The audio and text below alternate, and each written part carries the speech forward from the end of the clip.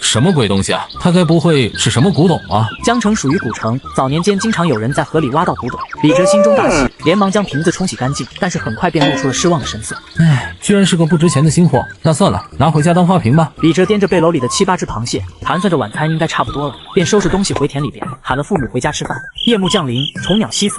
村里的晚上没有什么娱乐，酒足饭饱的李哲躺在床上百无聊赖地玩起了手机，看着自己朋友圈里那些个同学朋友个个风光无限，生活丰富多彩的样子，再看看自己一事无成，最后只能回家种地。哼，有什么了不起啊？现在直播这么火，我明天就直播捉螃蟹去。等我成了户外大神，年入100万，老子也要好好的秀一秀。奇怪，这里边我明明装的就是普通的清水啊，怎么喝起来是这种感觉啊？李哲看了看手里的瓶子，这才发现自己拿着的居然是从河里翻出来的白瓷瓶。他本来接了水打算放在桌上当花瓶的，没想到鬼使神差的喝了水。哎，难不成这瓶子有什么蹊跷？李哲四下一瞥，正巧看见了墙角那株黏黏巴巴的玫瑰盆栽。他家里做些盆栽生意，这盆玫瑰是李哲毕业后自己鼓捣的，奈何自己是个菜鸟，这株盆栽的造型一直十分的难看，还黏黏巴巴的。李哲看着手里的瓷瓶，方才想起那奇异的感觉，便走到盆栽前将水倒了进去，还说不定这瓶子水对植物也有这种效果啊！这怎么可能？原本那颗就黏黏巴巴的玫瑰花居然抽出了新枝，而且还发出了嫩绿的花苞来。那10几朵盛开的玫瑰花颜色各异，没有一朵是重复的。愣了良久，李哲才醒过神来。我的乖乖，这是什么仙家宝贝啊？这下我要发财了！哈哈。次日清晨，天刚蒙蒙亮，李卫国正在洗漱呢，就看见儿子李哲抱着一盆花从屋子里走了出来。李卫国感觉有些奇怪，连忙吐掉嘴里的水，对着李哲问道：“小哲，今天怎么起得这么早？咦，你这花是哪来的？怎么这么奇怪呀？”“就是我屋那盆儿啊，我给挪出来晒着太阳。还是头一次看到一株玫瑰树上能结出这么多颜色的花来，这倒是稀奇啊。”李哲掏出手机，对着玫瑰树连着拍了好几张图片发到了朋友圈里边。嫁接的玫瑰花开了，真漂亮，谁想要自己来拿，送人了。发过朋友圈之后，李哲就吃了早饭，跟爸妈一起去给果树喷农药去了。地里的活说多不多，说少也不少。等李哲刚喷完农药回家，已经10点多了。李哲翻出手机，看着朋友圈那些阴阳怪气，甚至还质疑自己 P 图的评论，李哲气得差点没把手机摔下去。666，李哲回家种出鲜花了，大神为华夏花卉产业创造奇迹。这图哪里找的？真漂亮！谁都不服，就服你这 P 图能力。嘿嘿，这要是真的，我吃了它！一群没见识的玩意儿，居然怀疑我 P 图，今天我就让你们开开眼界。李哲抄起手机来到院子里边，绕着玫瑰花盆用手机录制了小视频。哼，这群土鳖，这回看你们还有什么话说。回到屋里，他第一时间就去看古怪白瓷瓶。早上离开时，他特意给白瓷瓶装满水放在书桌上，果然如他所料，此刻瓶中的水已经变得澄澈无比，微微荡漾着。他抓起来就咕咚灌了几口，接着浑身一哆嗦，感觉那叫一个飘飘欲仙。看什么看？这是清水，不是吃的。刚准备一脚踢开大黄，李哲突然心思一动，抓着瓶子走到了院子里的狗盆前，倒了一点瓶里的清水进去，指着盆吆喝：“来，喝给我看看。”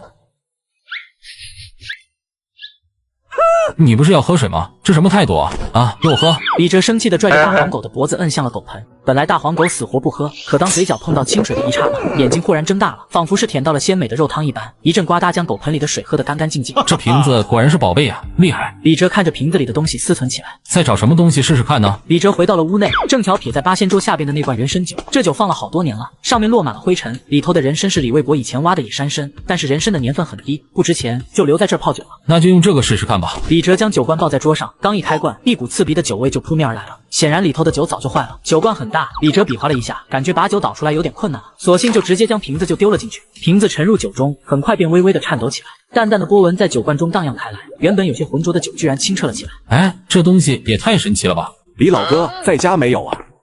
哎，王叔，我爸在果园呢，有什么事啊？你赶紧去看看你家的狗吧，简直造反了，在我家屋顶上发疯，爸爸都踩烂了。什么？不会是喝了白瓷瓶里的水有什么副作用或者中毒了吧？我自己也喝了那样的水啊，不会出毛病吧？王叔，我这就跟你过去。去，你一个狗子不学好，喝什么酒啊？这死狗怎么上去的？给我下来，下来！大黄，赶紧下来！一直在屋顶上撒欢的大黄狗听到他的声音，兴奋地叫了2声，从屋顶稳稳地跳到墙头，又从墙头上跳了下来。这一串操作给李哲看的是目瞪口呆呀！王婶，回头我跟我爸说，让他陪你家的娃。小崽子，你给我站住！李哲拽着狗回到了家中，准备继续研究白瓷瓶，可刚一进屋，李哲就愣在了原地了。这怎么可能啊？酒罐中原本泛黄的烈酒已经被净化的澄澈无比，里边的人参也没有之前那般水肿了，竟然变得又细又长，甚至还抽出了新芽。这人参在酒里泡了好几年了，按理说泡烂了才正常呀，怎么又会发出新芽来呢？难不成这人参还活着？昨晚用它盛放的水浇玫瑰花，玫瑰花异变了，现在弄活了人参，似乎也不稀奇呀。喂，李哲，在干嘛呢？还在家吗？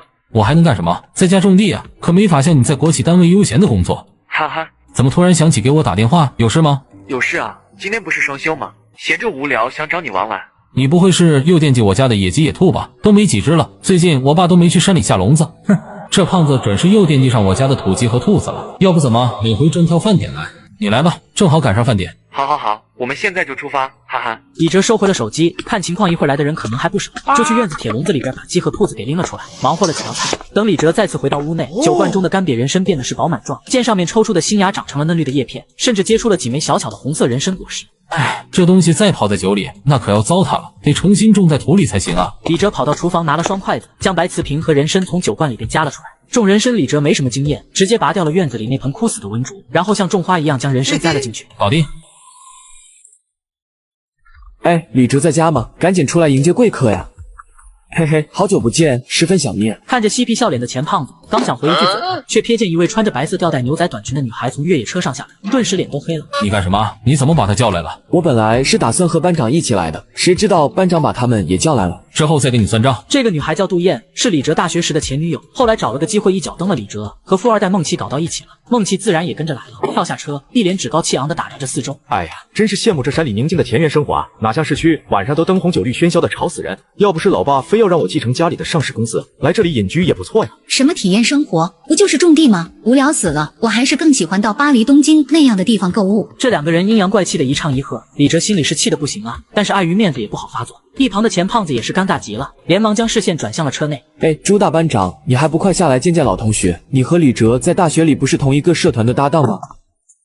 什么搭档？当初离校的时候连个手机号都不留，我可不敢高攀。这该死的胖子总给我找麻烦，今天估计是别想好过了。哎，也就才几个月没见，朱珊现在比学校时候俏丽多了，棕黄齐肩的短发干净漂亮，白衬衫、格子裙、漆皮鞋搭配着精致养眼，身材看上去也更婀娜多姿了。突然，一旁的钱胖子吸了吸鼻子，似乎发现了什么。这是什么气味啊？酒吗？怎么这么香啊？一提到酒，孟琪也来了精神，他家就是搞酒品生意的，从小耳濡目染，他对自己的鉴酒能力很自信。他猛地吸了一口，随即无比确定的开口道：“这是年份非常高的茅台珍藏啊，比较烈的那种，这玩意儿上千块都买不到。哎，李哲，你还真大方呀！”看着他一脸专家气质，信誓旦旦，李哲是一阵的无语。要不是知道自己家酒罐里装的是农家自酿的散酒，几块钱一斤的那种，还差一点相信了这装逼货。一群人站在院子里也不是回事啊！好了，快进屋吧，一会儿饭都凉了。太好了，就等你这话了。进了门，酒香更浓烈了，弥漫着整个小院。李哲的心里奇怪，下意识地朝着刚才放酒罐的地方看去。原来此刻大黄狗正把舌头伸到了酒罐里面，呱嗒呱嗒地喝着酒。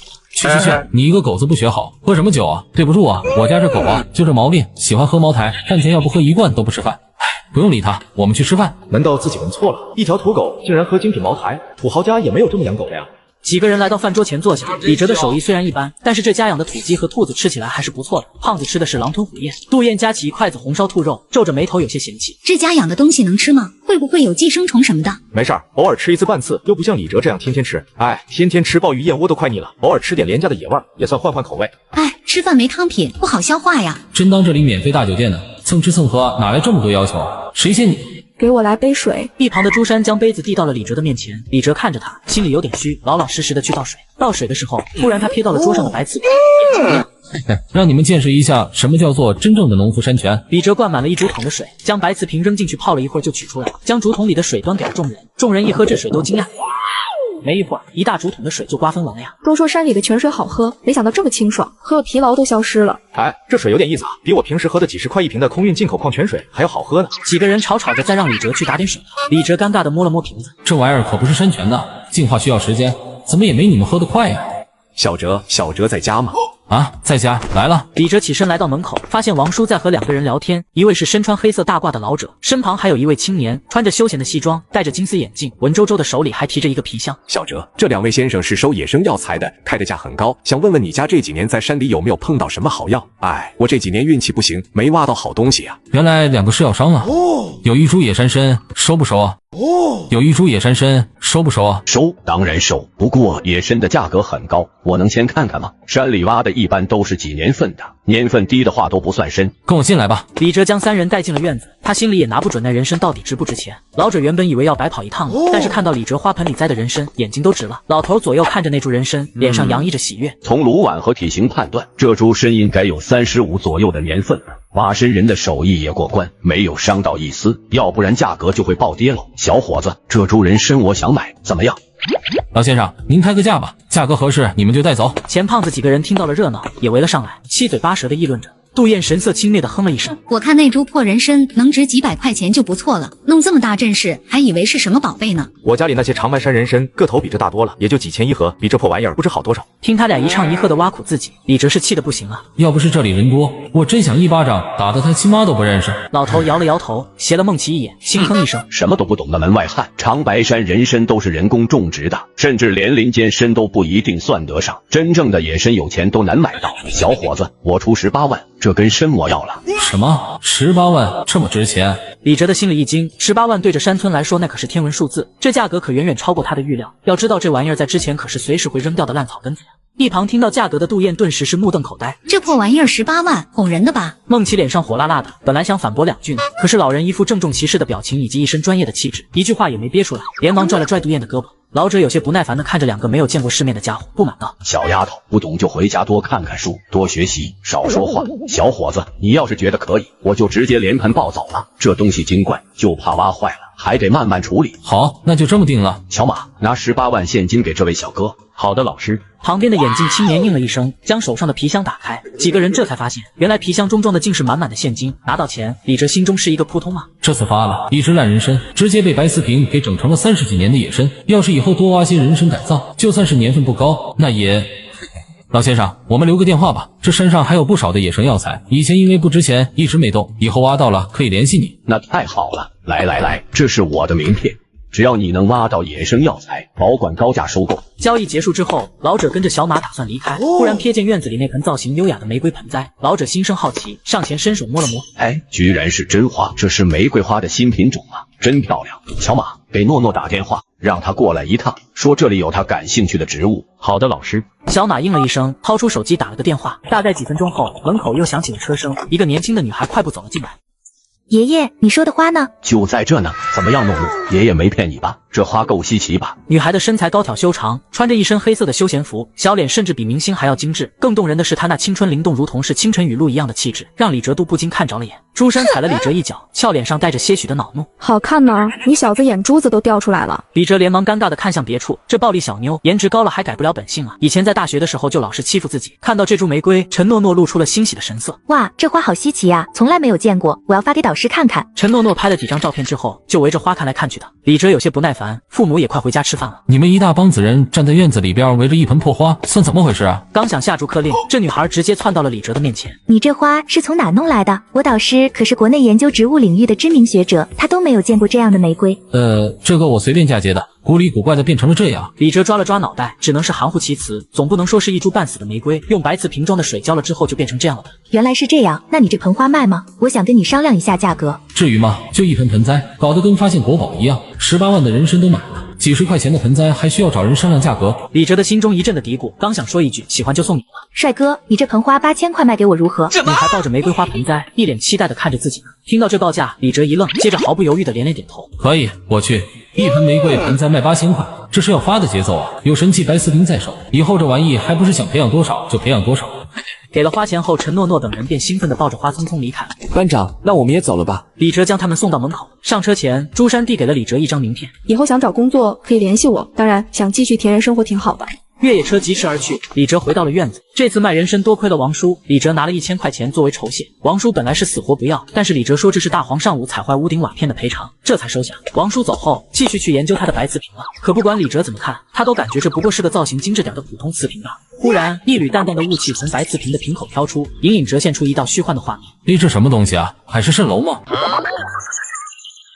是什么东西啊？海市蜃楼吗？突然一道强光把李哲吸了进去，李哲来到了一片青绿的草地上，身旁是烟雾缭绕，只能看清楚几米远。这难道是画中的世界吗？李哲茫然地看向四周，只感觉到云雾中有一股莫名其妙的吸引。他走上前去，发现了一块晶莹的玉杯。李哲情不自禁地抬起手，将手按在了玉杯之上。玉杯上一个细小的纹路微微闪烁了下，下一刻，一道信息如醍醐灌顶般的钻入他的脑海。小步语数，什么玩意儿啊？一阵的天旋地转。当李哲再次睁开眼睛，愕然地发现自己又回到了房间里，白瓷瓶还好好在自己的手手上，而自己脑海中多了许多先前没有的信息，想必这就是那个小不语术了。李哲闭上双眼，开始消化起脑海中这些多余的信息。这段信息并不复杂晦涩，先是介绍这小不语术乃是灵植师的基础法术之一，简单上手，用来种植时妙用无穷。感觉这法术好像不是很难的样子啊。李哲将信将疑，依着后面的法门修炼步骤，尝试性的掐了个手诀。下一刻，一朵袖珍的云团在他面前慢慢生成汇聚，最后如锅盖大小，丝丝雨线从云团中落下。还真成功了，哈哈！我的老天，这是仙术啊！李哲是欣喜若狂啊！忽然一阵强烈的眩晕袭上来，面前的小云雨瞬间的消失了。李哲深吸了几口气，稳住了气息，猛地亲了一下瓶子。以后就叫你玉净瓶吧，上古神器的名字多配你啊！按照脑海中多出的记忆，小不语术施展之后，应该能生成几亩大小的云朵普降淋雨才对呀！我这怎么才锅盖大小？难道是因为自己没有真气法力的缘故吗？哎呀，不行了，越想头越晕，还是睡一会觉再研究吧。李哲感觉有些难受，直接趴在床上就呼呼睡了过去。不过这一觉没睡多久，李哲就被回来的父母叫醒了。当得知李哲将一株烂人参卖了18万，二老都高兴坏了。我明天就去山上转转，看还能不能挖到野人参。哈哈，钱自然是充公了。幸好玫瑰花卖的8000块钱没有报备，被李哲自己留下来当零花钱了。翌日吃过早饭，李哲带着大黄上了山上的果园。他家承包的山头上开垦面积不小，菜园、果园、鱼塘、花圃那是一应俱全，甚至还有几亩花生。李哲来到橘子树的旁边，树上挂满了青色的小橘子，不过个头都很小，想要熟透的话，那至少需要个2-3个月的时间。不过在成熟之前也能卖一波青橘子，价格比成熟的还要高。橘树下有一个水桶，里边还有半桶水。李哲顺手将玉净瓶扔到了水桶里边，忽然又想到了什么。这要是把玉净瓶丢到鱼塘里边，会不会对鱼的生长也有好处呢？一个上午，李哲就用玉净瓶净化的桶水给一颗一颗的橘子树浇上。等中午快过去了，发现最先浇水的几株橘子树的叶片青翠发亮，变得是生机勃勃，上面挂着的小橘子明显是变大了很多，快到出售的大小了。李哲摘下一个橘子，迫不及待地送进了嘴里边。刚一入口，李哲整个人都兴奋了起来。又香又甜，太好吃了吧！李哲3下2下的就将整只橘子吞了。现在市面上的橘子那都是又小又酸的大捧货，根本就没有这么好吃的橘子。要是拿到市场上卖，这绝对是价高又畅销啊！一棵橘子树大概差不多100多斤小橘子，这橘子这么好吃，如果每斤卖10块钱，那每颗就能卖1000块钱呢。嘿嘿。李哲盘算了一下，那顿时心中火热呀，连忙用玉净瓶净化水将所有的果树都浇灌了一遍。等下午太阳快落山的时候，李哲一口气采了700-800斤的橘子，全部装进了竹筐，搬上平板车推到了山下的家中。听说李哲把橘子摘了这么多，李哲的父母气得不行啊！但是看到竹筐中一个个饱满诱人的橘子之后，都愣在了原地。我的天，居然都熟了，这怎么可能啊？这有什么不可能的？爸，明天我早上开车去趟早市，把这些橘子卖了，你们不用跟我一起去。第二天，李哲独自开着自家的小货车，拉着一筐筐的橘子来到了县里的早市。早市的农贸市场是人来人往，叫卖声此起彼伏。以前李哲可没少来这里卖东西，轻车熟路，在路边找了个不错的位置就停车开始往地上搬橘子摆摊了。费了一番的功夫，李哲才将橘子摆好。他对面就有一辆卖水果的3轮车，其中也有橘子，但是明显是大棚货，个子也小，就是靠着反季节来赚钱。旁边的纸板上写着橘子8块钱一斤，这破橘子都卖8块，那自己的橘子卖10几块，不是妥妥的吗？喂，小伙子，你这橘子怎么卖啊？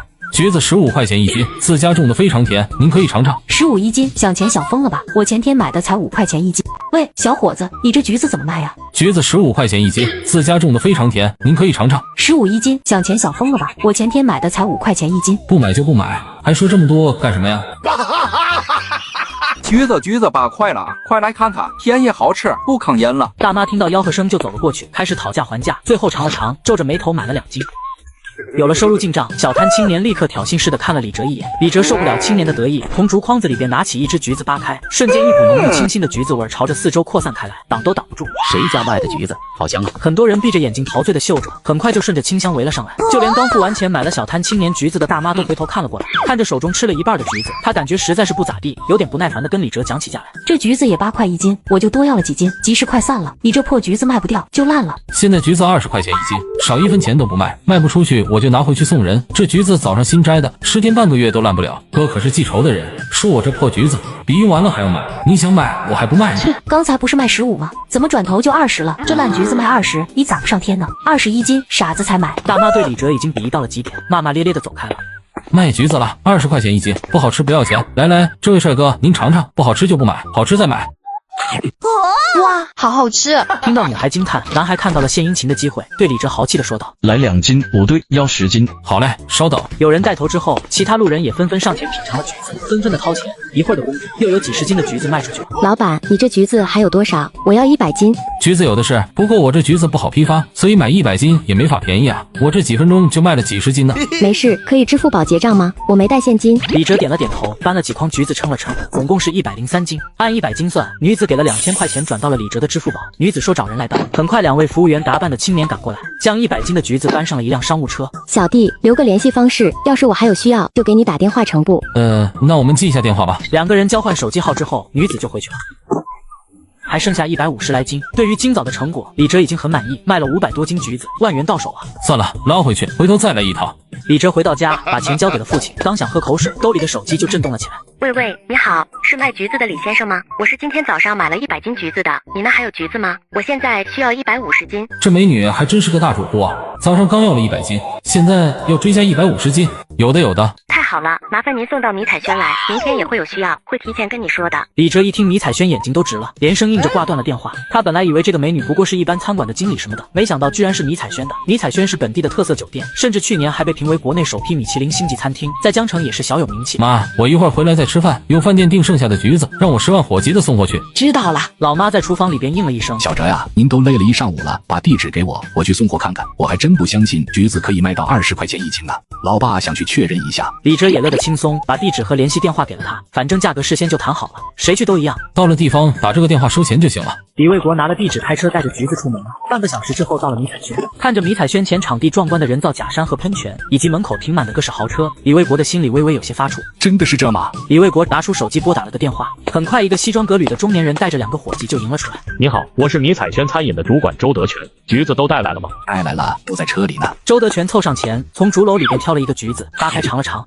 就是这个味儿。确定橘子和之前那批一样之后，就招呼2个伙计往厨房里边搬。看着满头大汗的周德全，李卫国试探性的问了问：你们这饭店橘子需求量这么大的吗？老哥，你是不知道啊，你们家这橘子味道太好了，吃了之后根本停不下来。这不，刚刚买的那些都卖光了，还有几个大老板叫嚣着吃不到橘子就要投诉，这不才给你们打电话了吗？一个橘子能好吃到哪儿去？还有大老板专门要吃这橘子，应该是儿子和大饭店里的人认识，熟人照顾生意，才会给出这么高的价格吧。按之前的价格，150斤3000块，我也不称重，这里面是3500，500就当做辛苦费了。您数数，以后合作愉快，记得晚上和老板联系。我先去工作了。接过钱，李卫国愣了半天，3500一毛不少。李卫国兴高采烈的回来，一家人吃过午饭，李哲又带着大黄来到后山的果园，看着近100棵的橘子树，他有点头疼啊。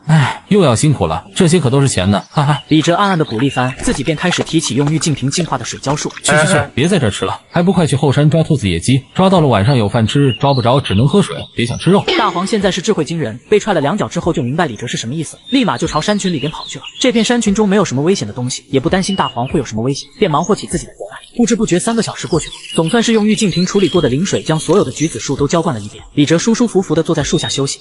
累死了，也不知道那傻狗跑哪去了，一下午都没见影子。看今天催发长大的橘子，要是全摘下来，也得有个7、8千斤呢。按照现在的卖法，那岂不是要赚10几万？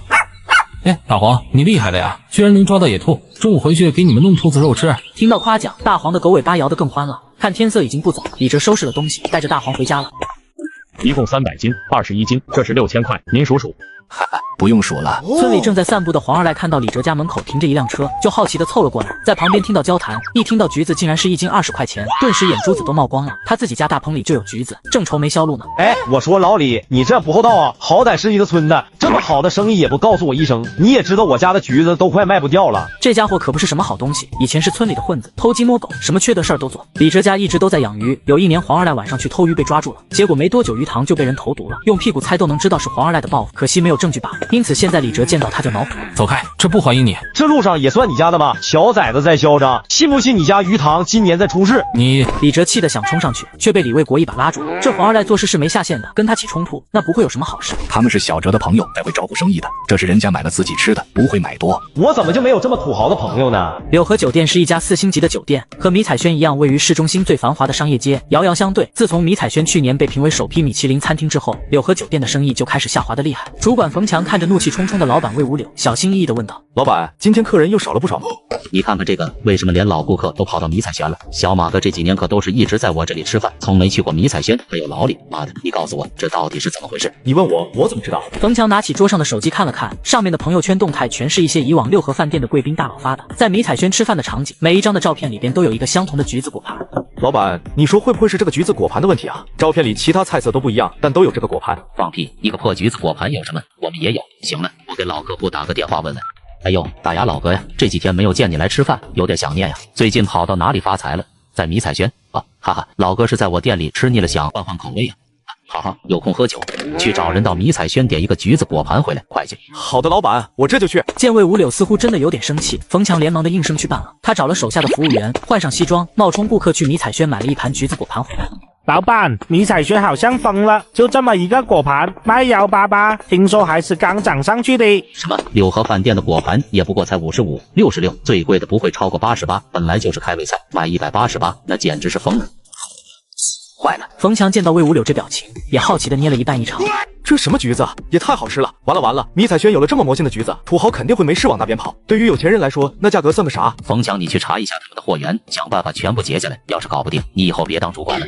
好的，老板。冯强连忙跑出去，开始找人调查。酒店主管工资可是相当优渥，丢了这么好的工作以后去哪找？而对面的迷彩轩这几天生意一直火爆，平日里是难得一见，上流社会圈的人都一个个出现了。岳叔叔，你又来了。为了吃你们餐厅的橘子，我把一个会议都推掉了。今天你可得好好让我过过瘾啊！哈哈。这位脸色蜡黄、身材枯瘦的西装中年，他叫岳山，国内有名的房地产商，是整个江城大佬级的人物。岳山有轻微的厌食症以及严重的老胃病等等，平时吃山珍海味也都跟受罪一样。橘子果盘，快给我上几盘！哈哈，昨天来晚了，没吃过瘾呢。今天我得打包几份，真是奇怪了，只有吃了这橘子后，我才吃得下饭。服务员端来果盘，岳山拿起叉子就吃了起来。好吃，好吃啊！小米啊，去给叔叔我上一道清淡的菜来。哎，真好，现在吃了这橘子，连胃口都好了。好的，岳叔叔，这橘子难道连厌食症都能治吗？接待完岳山之后，米云来到了后厨，找到了周德全。厨房还有多少橘子？还有100多斤，今天足够了。你去叫一下老钱，让他带2个保安跟着我，我要亲自去找一下卖橘子的老板。接到米云电话的时候，李哲正在摘橘子，当得知他们准备过来自己摘，顿时扔掉了竹筐。米云这边正驱车赶往李哲家，突然开车的老钱发现有点不太对劲。老板，后面有辆车晃了几次路了，都跟着我们。米云转头看向车后，果然看到了一辆宝马车，车牌还挺熟悉，顿时感觉有些好笑。魏无柳这家伙居然跟踪我们找到卖橘子的地方。老板，要不要我把他们给甩了？都几个圈子，保证他们找不到北。来不及了，就是前面的村子，快到了。喂，是李哲先生吗？我想问一下，你们村上还有谁家种橘子？是这样的，我们好像被人跟踪了，估计想捣乱生意的。哦，村头西边有个橘子大棚。好嘞，他叫黄二代。好，知道了，走到那边去。老钱似乎也明白了米云的意图，嘿嘿一笑，一直掉在后面的宝马见到这一幕，二话不说一加速不会被发现。此时，村西头一片大棚里，黄二代正愁眉苦脸地看着面前的一片橘子树。橘子树都已经结出了橘子，但卖相实在是惨，个头非常小，蔫了吧唧的，而且尝着也非常酸不好吃。就少上几次肥料而已，至于吗？哎，干啥？姑娘，你找谁呀？我是来买橘子的，你这橘子卖吗？我想要几百斤。卖，当然卖了，我这就给你摘。我准备15一斤收你的，这200块钱是辛苦费，你先摘，我一会儿找人来啦。好嘞，大妹子，你先去忙，俺一会就给你摘好。出手就是几百块的辛苦费，黄二代高兴坏了，再一听15块钱一斤收，都快幸福的晕过去了。老钱刚驱车离开，宝马车就驶了过来。喂，刚刚的姑娘是在你这儿买的橘子吧？对呀，我这橘子远近闻名，在附近几个镇找不出第2家了。你们也要买吗？果然是这里啊，还真是得来全不费工作。哎，你这橘子多少钱一斤啊？20块一斤。是有点小贵，但绝对对得起这价格，童叟无欺。人家大妹子刚刚预定了2000斤，这不还给了几千块定金了呢。刚才米云递给黄二代现金，冯强可是看得清清楚楚啊。他至于多少钱那就不知道了，20块钱一斤，这价格是普通橘子市场价的几倍了，而且这还是批发，可见这橘子一定有特异之处啊。冯强瞄了一眼大棚，看到里边许多青黄色的橘子，满意的点头。哎，你这大棚还能产出多少橘子？20块一斤，我全包了。我去，这次要发了呀！嘿嘿，还有3000斤，老板你确定都要吗？冯强也感觉这数目不小，自己做不了主，得请示一下老板。拨通了电话，老板，货源找到了，橘子价格有点高，20元一斤，3000斤成熟的，还有1500斤过几天成熟，还有米云刚刚预定了1000斤。这还用我教你？赶紧让他签合同，把钱现场就给付了，到时候谁来了也不管用。米云他只是预定而已，谁先交钱，橘子就是谁的。好的，老板。冯强挂了电话，就开始和黄二代谈生意。黄二代可知道自家橘子多难吃，哪里会拒绝，什么合同都肯签。签完合同，冯强直接甩了9万现金给他。黄二代第一件事就是跑回家中，将钱和合同都藏到墙缝中，找了砖头堵死。嘿嘿，这下发了。再来到大棚，却发现冯强正拿着一个橘子愣愣的出神，而他的脚边还有10几个扒开的橘子被扔到了一地，还有被吐的到处都是。你这是什么垃圾橘子啊？也配卖20？拿这种垃圾玩意儿糊弄我，信不信老子弄嘎你？哎，这位老板，你可要讲点道理啊！俺这橘子可是你自己硬要买的，连别人预定的都给了你，俺都没说什么。要不是看你痛快，俺才不会20就卖给你，说不定大妹子来了，25都买呢。25？你当老子250吗？现在快告诉我，刚才那女的橘子到底是从哪儿买的？不然老子打断你狗腿！司机见到这边的动静，也下了车，故意脱了外套，只穿了一件无袖的背心，露出了一身古红色的强壮肌肉。黄二代哪里会怕这种威胁，心里还想着再宰这肥羊一口呢。你给俺5000块，俺就告诉你，我给你个 DJ， 给我上！哎呦，别打了，别打了，快点告诉我，他们的橘子到底是在哪里买的？敢坑老子，也不打听打听老子是谁？我怎么知道？他们来了后就给我200块钱押金，说准备15块1斤收橘子，等一下来拿。接着你们就来了。听到这话，冯强气得一阵眼花，知道自己是被米云给当猴耍了。告诉我，你们村上还有谁家种橘子的？有，村后那片后山有一户人家，他们家承包了山上的地，也种橘子的。前些天我看有2个伙计在他家也是20块1斤收橘的，回头再给你算账。走，我们先去找橘子。李老板，我们又见面了。米姐，别这么客气，我可不是什么老板呢，种地的而已。对了，米姐，您怎么亲自来了？你这橘子呀，在我们酒店现在可是脱销品，我得过来全部买下才放心，省得让别人抢了。米姐好眼光。来，我带您看看这边的橘子。李哲也清楚自己用郁静平培养出的橘子是好吃的一塌糊涂啊，就没谦虚，直接带着米云来到了果园里面。看着一片成熟的橘子树，米云是神色欣喜。哇，这橘子树真漂亮！这树上大概还有8000斤的货，按现在每天的供货速度，大概也就半个月左右就能全部卖完了。到时候再想找这样的橘子啊，可就不太可能了。米云也点头，开酒店几年了，他也是头一次见到这么魔性的橘子，厌食症都能治，简直就是人间绝品。就这几天下来，迷彩轩的客人那是络绎不绝，营业额翻了几倍不说，还拉了许多新的优质客户。 8000斤也就是16万，我全要了，先付款，以后我每天都会派人拉500斤，怎么样？没问题，每天前1晚我都会把橘子摘好，你们按时来拉就行。确定好了之后，米云直接让司机掏了16万的现金交给了李哲，送走了米云，李哲直接回到了家里。他刚一进门，就看见几个西装革履的人正坐在院子里边，李卫国正在招待着他们。见儿子回来，李卫国连忙的迎了上来。小哲，你回来了。他们谁啊？我也不知道怎么回事，他们也说是来收橘子的。收橘子？你们要买橘子？冯强知道这回应该是找对人了，连忙起身取出一张名片递了上去。我叫冯强，是搞饭店的，从朋友那里听说你们这边的橘子品质不错，想来收购一些，价格不是问题。抱歉呢，我们家橘子已经被人订完了，现在树上长的也是人家的东西，我们家没有能卖的橘子了。你想买，那明年再说吧。冯强当时脸就黑了下来，别说明年了，自己这个餐饮主管能不能干到明天都是个问题。他也明白刚才自己的跟踪真的被迷彩轩的人发现了，被坑了大几万不说，连货也被人捷足先登，对方下手真够狠的。但是冯强仍然没有死心，继续的问道：我出双倍，31斤总行了吧？难怪刚才米云这么果断，直接付上16万，眼睛都不眨。这可真不好意思啊，人家全款已经付了，我这儿真没橘子了。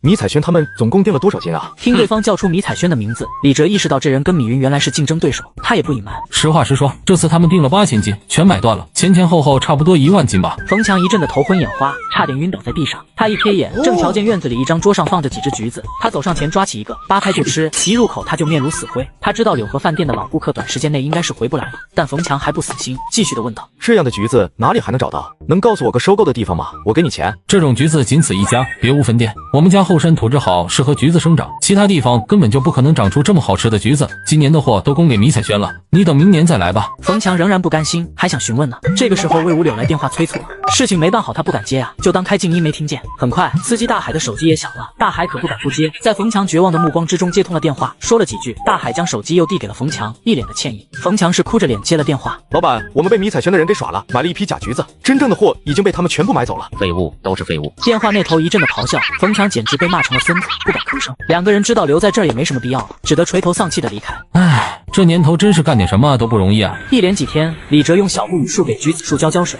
带着狗上山。米云依旧每天派人来拉500斤的橘子，眼看着家里的橘子都快供不应求了。这天吃完饭后的李哲先是帮老妈洗了碗筷，之后和父母商量起了养鱼。什么？你说要养鱼？可咱家后山鱼塘里不是已经有不少鱼了吗？爸，那后山鱼塘的鱼不行，实在赚不了多少钱呢。我想引进一批名贵的鱼苗，这样价格也卖得高。李卫国和妻子对视一眼之后，还是决定相信儿子。毕竟自从李哲回家种田之后，帮家里赚的钱已经是原本家里的好几倍了。他们相信李哲不会无的放矢的。行，你看着弄吧，爸相信你。得到父母同意之后，李哲开着小货车带着大黄向着市里开去。李哲来到镇上一家综合水产养殖市场，刚一进门，一个皮肤白净的女人就迎了上来。先生您好，我是这里的老板，请问有什么需要的？我想买一些鱼苗，不知道你们这儿有什么好的品种可以推荐呢？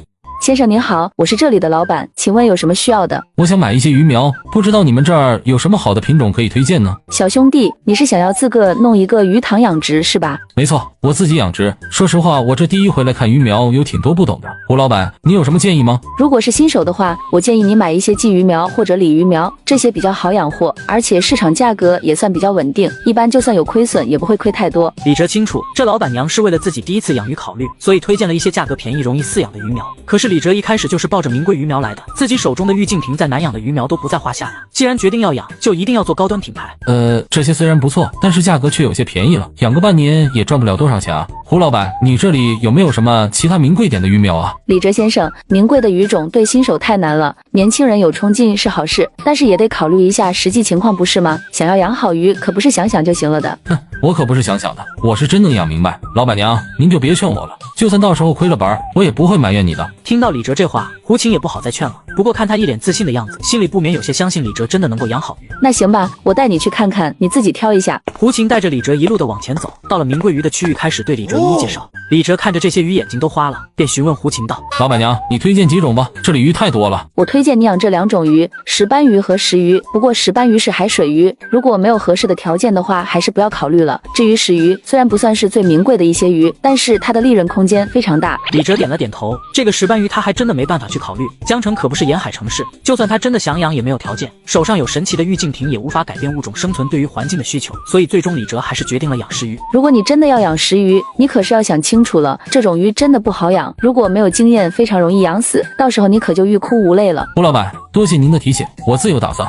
劳烦您给算一下，看看我这5亩地左右的池塘大概得多少钱鱼苗？这规模也不算小了，你要是真的养石鱼，我给你粗算一番，光是这鱼苗差不多就要10万出头了。啊，这么贵？李哲闻言颇有些诧异，他还以为最多只要4、5万就够了，没想到仅仅是鱼苗就要10万块钱，这可和他的预算相差了整整1倍啊！不过既然都决定养了，李哲也硬着头皮点了点头。行，不过我没带那么多钱，我先交2万块钱定金，明天劳烦老板您帮我送一下，到时候我再补齐吧。好，姐姐，我这里的鱼苗都是进口的，别的地方都找不到，看在你这么爽快的份上，我给你打个8折。哈哈，那我就谢谢姐姐了。两人谈好了各种事宜之后，李哲就匆匆的离开，之后又去农贸市场买了一些蔬菜种子，便开着车回家。等李哲回到家的时候，已经是傍晚。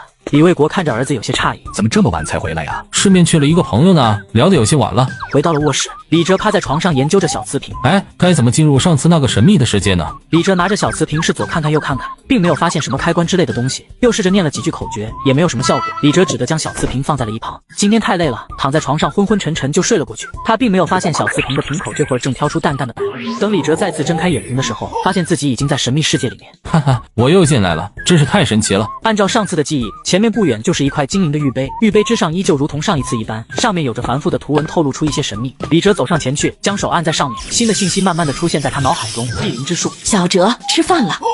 此时李哲脑海之中又多了一道信息：地灵之术，天生万物，而地养万灵。哈哈哈，我不是在做梦。儿子，你是不是睡傻了？妈，我就是想到了一件好笑的事而已。不是说吃饭吗？走走走，吃饭去。李哲得到了新的功法，心情大好，看着满面红光的儿子，老两口不禁有些纳闷，压低声音交谈了起来。这孩子该不会是谈恋爱了吧？我看也是，不过儿子的年龄也不小了，是应该找个女朋友了。李哲这会儿只顾想着地灵之术的事，根本就不知道自己的父母正在谈论起自己的恋爱问题。不过这次的术法明显很难，但却有着改变山河之势的强大力量。次日清晨，李哲一如既往的带着大黄来到了后山。李哲看着眼前的西红柿地，这片地的面积不算太大，要不要拿这块地先做个实验呢？于是李哲将手放在地面上，闭起眼睛催动了功法。没想到家里这块山头还真有灵脉啊！李哲催动着灵气，以身体内的灵气引动地底深处的灵脉，然后还没等他完成秘法，体内的一丝灵气已经是瞬间耗尽了。唉，看来还得努力修炼呢。这地灵之术里的秘法需要的灵气，我现在根本就供应不上啊！李哲叹了口气，从地上爬起来，拍了拍屁股，之后便带着大黄离开了。但是李哲却不知道，他离开后的不久，种植西红柿的那块菜地的泥土变得乌黑，看上去异常的肥沃。你们可要好好长大，等到3个月后，还要给你姐一个惊喜的。费了大半天的时间，鱼塘终于算是搞定了。李卫国将请来帮忙的村子里的人，还有运送鱼苗的赵德柱等人一同请到了家里吃午饭。爸，你们先回去吧，我留在这里再看看鱼苗，等下就回来。唉，终于可以开始了。李哲非常想直接将小瓷瓶丢到池塘里，可这仙家的宝贝要是就这么丢进池塘里边，到时候找不着了，自己岂不是要哭死？于是李哲就想出了这么一个笨办法。算了，既然没办法直接净化池塘里的水，那我就一桶水一桶水来，时间久了，到时候积少成多，3个月的时间，想来也能将池塘里的水净化个大半了。玉净瓶净化水也是需要一点点时间的。李哲索性就将水桶拿到了一棵大树下，靠着树干坐下，然后从兜里边掏出手机，拍了一张鱼塘的照片，发了一条朋友圈。闲着无聊就养了几条鱼苗，想吃鱼的口扣1，哈哈。李哲估摸了一下时间，水桶里的水应该被玉净瓶净化的差不多。之后李哲便收起了手机，然后提着水桶走到了池塘边上，向着池塘里边倒水。神奇的一幕发生了，就在李哲将水慢慢的倒入鱼塘之时，池塘里的那些刚刚放进去的鲟鱼鱼苗都争先恐后的窜到李哲倒水的地方，嘴巴一张一合，像是在努力的喝水。果然玉净瓶净化过的水对于这些鱼苗还真挺有吸引力的，不知道还会发生什么样的变化。李哲回家简单把饭吃完之后，再次回到了鱼塘周围，他一边净化水，一边趁着空档修炼着地灵之术。按照地灵之术里的方法，里边渐渐感受到了大地之下传来的一丝丝灵气。哎呦，好疼！正当李哲感受到体内灵气增长的时候，忽然传来了一阵剧痛，他连忙停下了修炼。看来修仙者这件事儿，那还得一步步来实现。师尊可不像那些小说里写的一样啊。想到这里，李哲皱起的眉头也渐渐的散开了，然后站起身来，提着已经净化好的水走到池塘边倒水。李哲感觉到这些鱼苗隐隐感觉到比起中午的时候似乎大了一点，也不知道是不是自己的错觉。忽然听见父母那边传来了一声惊呼，李哲连忙跑过去了。怎么了？你自己来看。李哲来到了西红柿菜地面前，露出了难以置信的神色。不对啊，我早上不是失败了吗？一个上午的时间，这西红柿菜地就发生了极大的改变。西红柿藤条枝上的叶子变得更加清脆了，而一个个西红柿看起来是隐隐的发亮，通红透亮的模样，一眼看上去让人有些垂涎欲滴。看着变身的泥土，李哲心中哑然。难道说早上的秘术把泥土改变了？但此时他最重要的还是先找个理由和父母解释清楚菜地的变化。李哲父母虽然吃惊，但是并没有追究土壤发生变化的原因，倒是把这一切的原因都归根到了土地爷的身上。看来是土地爷爷显灵了，哈哈。米姐，怎么想起打电话给我了？怎么没事就不能打你电话呀？对了，妞妞自从上次见过大黄之后，天天念叨着想看看大黄，这不想着来你们家玩玩呢，问下你方不方便？方便方便，你来吧，顺便在我家吃个便饭。好咧，我们一会就到。大概也就是过了半个小时，院子外面就响起了汽车的声音。这么快就来了？米云也是来过李哲家一次了，所以这回也算是轻车熟路。我可是挂了电话就直接跑过来了。米姐，今天您真漂亮，那简直是天女下凡呢。就知道你小子嘴甜，走吧，先进门请我喝杯茶。叔叔，大狗狗呢？眼前这个小女孩叫妞妞，李哲先前跟他们一起吃过饭。妞妞是米云姐姐米轩的女儿，当然米轩也跟着一起来了。妞妞不许胡闹，到别人家做客要有礼貌。不好意思啊，李哲，不请自来，给你添麻烦了。妞妞非要过来看大狗狗，我只好依着她了。没事，轩姐您客气了。而且妞妞这孩子这么讨人喜欢，怎么能说是添麻烦呢？今天就让你们体验一下农家风味，哈哈。把众人带进了院子，一旁的妞妞垫着脚想要看看上次的大狗狗在哪呢。李哲自然不难看出小女孩的心思，连忙朝着院子里边喊了一声大黄。大黄闻声就跑了出来，在李哲面前撒欢，看着狗狗，妞妞开心的直拍拍掌。大狗狗，妈妈你看，大狗狗。大黄，你陪着妞妞玩会，小心点哦，不然晚饭没得吃。听到院里的动静，李卫国夫妇也连忙迎了下来，简单介绍了一下之后，二老看着妞妞喜欢的要紧呢，说什么都要去果园摘点蔬果回来招待。米云和米轩忙说不用，一旁的李哲见状，连忙打起了圆场。哎，米轩姐，你们就不用客气了，我爸妈就这样，你们要是不让他们去，他们今儿晚上睡觉都睡不香的。听李哲这么一说，米云和米轩也不好阻拦。妞妞听到这话，连忙迎了上来，朝着李卫国夫妇甜甜的一笑，谢谢爷爷奶奶。小萝莉带着奶音的声音更是让老两口子乐开了花，脚下的步子都迈得大了一些。没过一会儿，李卫国夫妇就挎着满满当当的菜篮子回来了。爸妈，平时我在家你们可没这么对过我呀，一下就摘这么多蔬果回来。就你事多，地里那么多，你自己不知道去摘呀？你什么时候给我们找个儿媳妇回来，我们就烧高香了。这下李哲可没脾气了，这个话题向来是哲父母的杀手锏了。一旁的米云看到篮子里的蔬菜，顿时是眼睛一亮。这些蔬果从外观和色泽上就与市面上的完全不同，个头是饱满，颜色透亮，看上去就像工艺品一样。李哲妈从菜篮子里拿出一个最大的西红柿，递到了妞妞的手里。孩子，吃吧，爷爷奶奶刚摘的，可好吃了。谢谢奶奶。说完直接抱着西红柿就咬了一大口。李哲妈妈望着小萝莉关切地询问道：好吃吗？好吃，妞妞从来没有吃过这么好吃的西红柿。妈妈，小姨，你们也吃这西红柿，可好吃了。妈妈，小姨，你们也吃这西红柿，可好吃了。哇，我从来没有吃过这种西红柿，汁水丰富，而且酸甜适中，这也太好吃了吧！说罢，米云又咬了一口，完全没有注意到嘴角渗出来的西红柿汁。米姐，慢点，还有一篮子呢。半个小时后，老爸已经做好了饭菜，众人落座。那个，大家赶紧吃菜吧，凉了可就不好吃了。好的，叔叔。筷子落下，众人吃到菜的那一刻，顿时好吃到根本就停不下来。这几盘蔬菜好好吃呀！妈妈、小姨、爷爷奶奶，你们快吃！看着这样的场景，李哲十分的满意。这些可都是哥们儿用玉净瓶的净化水浇出来的蔬菜，尤其那西红柿更是用地灵之术引动灵脉之气改造的，还不把你们的舌都好吃到化掉啊！很快，在众人的狼吞虎咽之下，几盘子清炒时蔬瞬间被横扫一空，盘中是光洁如洗，众人吃了个心满意足。李哲，你家蔬菜种得多吗？还行吧，有好几亩地吧。我想让你们家成为迷彩轩的独家蔬菜供应商，价钱你开，不过不可以再卖给其他人，我们可以签合同。米姐这是看上我家蔬菜了呀？之前的橘子让家里多了几十万的收入，这次承包蔬菜肯定又是一大笔的进账了，哈哈。千万要答应啊！好，没问题。李哲，谢谢你。唉，云姐，您别这么说，帮你也是帮我呀，毕竟我赚了钱都是大家各取所需而已啊。吃完饭后已经是晚上，米云一行人也打算回去了。天黑了，慢点开，到家了给我发条信息。好，你也早点休息，今天多谢招待了。说完便开车离开了。第二天一大早，李哲就起来帮着自己的父母去地里边采摘一早晨的蔬菜，西红柿、黄瓜、茄子，每样都采摘了几十斤，加起来足足有300来斤。而迷彩轩派的车已经等候多时了，负责拉货的伙计清点了一下货品之后，从怀里掏出了菜款。大叔，这里一共是16800零点点。李卫国接过厚厚的一沓，这是在以前他们是想都不敢想的。摘一早上的菜就能卖1万多块钱，这是做梦吧？这还只是开始，等以后蔬菜出了名，要供应的量肯定要更多了，赚的钱也更多，是时候扩大产量了。中午，迷彩轩更换了一个全新的菜单，上面的主打和其他餐厅都不一样，主打的是特色时蔬。我看你们迷彩轩是想钱想疯了吧？就是迷彩轩这是名气上来了就敢抢钱了，一份特色时蔬都敢卖200，我看你们直接去抢行了。谁吃谁聪明。楼下的食客议论纷纷，办公室里，李云听着手下的报告却不甚在意，甚至有些心不在焉。这菜我昨天尝过了，绝对没问题，你先回去吧。李云自然是不会担心自己的新推出的特色蔬菜的销量。与迷彩轩遥遥相望的柳河饭店老板魏五柳正坐在办公桌内，看着酒店一路下滑的业绩表叹气，恨恨的一咬牙：臭娘们，你等着！忽然间，办公室的门被一个人推开，正是酒店的主管冯强，立马就气儿不打一处来。一进来不知道给老子敲门吗？上次收购橘子的事还没找你算账呢。你自己看看酒店最新的业绩，你还敢出现在我面前？冯强也很憋屈，上次收购橘子的事儿，自己算是彻底的栽了，被迷彩轩摆了一道，更别说继续当这个酒店的主管了。冯强有些怯懦的看着魏五柳，开口道：老板有新消息，迷彩轩那边换了新的菜单，主打菜品是一份仙草直蔬，卖价是280，280一份时蔬，这娘们疯了！我做餐饮这么多年都不敢这样做生意。老板，这可是好机会啊，我们可以借此挽回我们的客流量。哼，算你小子还有点脑子。快，您是发一个通知，凡是到我们柳河酒店用餐的顾客，每桌免费赠送一份特色时蔬。好的，老板。慢着，你再发一个通知，说咱们酒店允许顾客自带果盘。老板，咱们自己酒店不就有果盘卖吗？这钱干嘛不赚？就你聪明，咱们酒店的果盘比得过迷彩轩吗？我让他们可以自带果盘，到时候顾客就不会因为想吃迷彩轩的果盘而舍弃咱们柳河酒店了。说到底，迷彩轩就是靠着这果盘成长，可他这一手200块的时蔬，明摆着是把顾客当猪宰了，失去了顾客的信任。我看他迷彩轩怎么开下去？这是要对迷彩轩赶尽杀绝啊！老板这一招真是妙啊！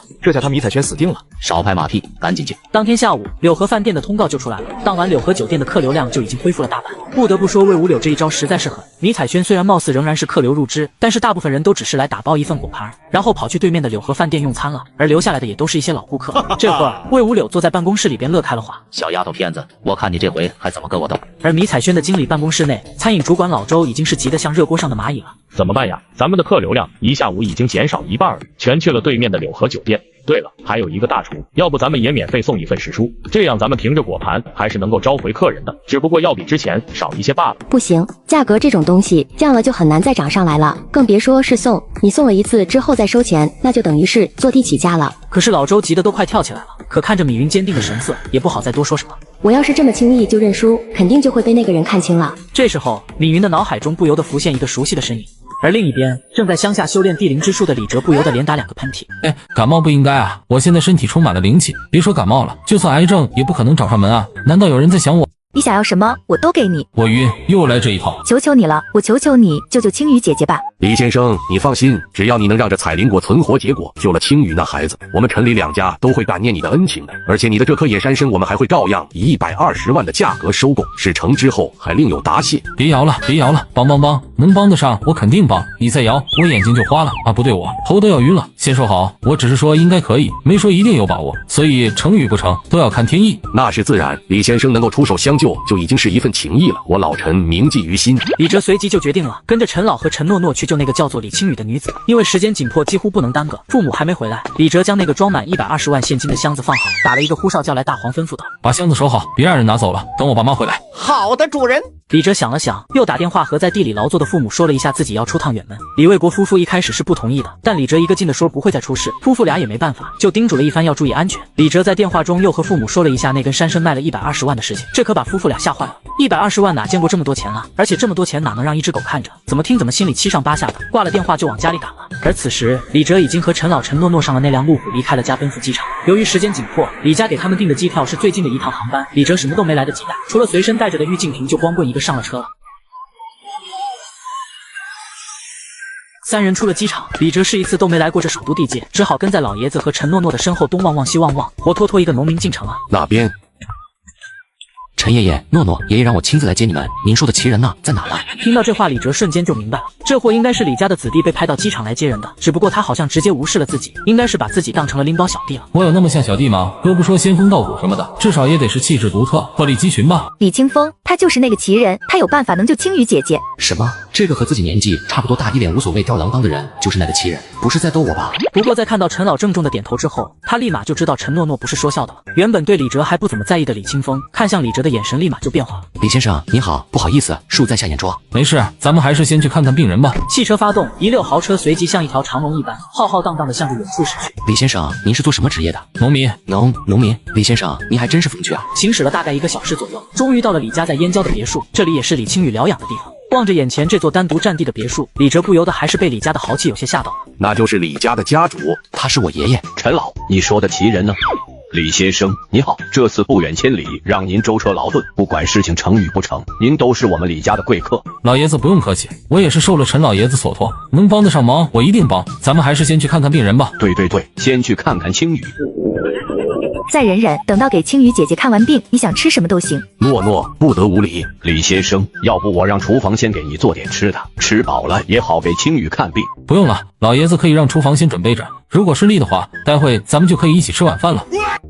我说的是，待会青雨小姐应该也能和我们一起吃晚餐。闻言，两个老爷子都被李哲这话语中的自信给惊得愣住了。自己孙女的病情，李老爷子再清楚不过了，一直昏迷没醒过，全是靠着生命维持，一气保命保到现在。国内名医会诊都束手无策，眼前这个年轻人竟然放言能在吃晚饭前就妙手回春救醒孙女，做一顿晚餐才多长时间？李老爷子顿时大喜，敢放这种话的不是骗子就是真有本事，连忙吩咐下去让厨房马上准备一顿最丰盛的晚宴。跟在后面的管家立马就小跑着去安排了，而李哲则是继续在李老爷子的引领下，穿过庄园广阔的地域，来到了位于庄园左边的一幢建筑内。李先生，请进，青雨这孩子就在里面。李哲在李老爷子的带领下进了房间，一进去就看到了空旷的房间内正中间摆放着一张大床，床的两边摆满了各种精密的科学仪器。李青雨的情况也不容乐观，旁边一台显示他各项生命体征的仪器上面显示的指数都已经很低，可以说是游走在生与死的边缘了，看来情况刻不容缓啊。那株彩灵果在哪？听见李哲这么说，李老爷子赶忙对着外面吩咐了一声，不一会就有2个穿着西装的壮汉小心翼翼地抬着一个巨大的花盆进来。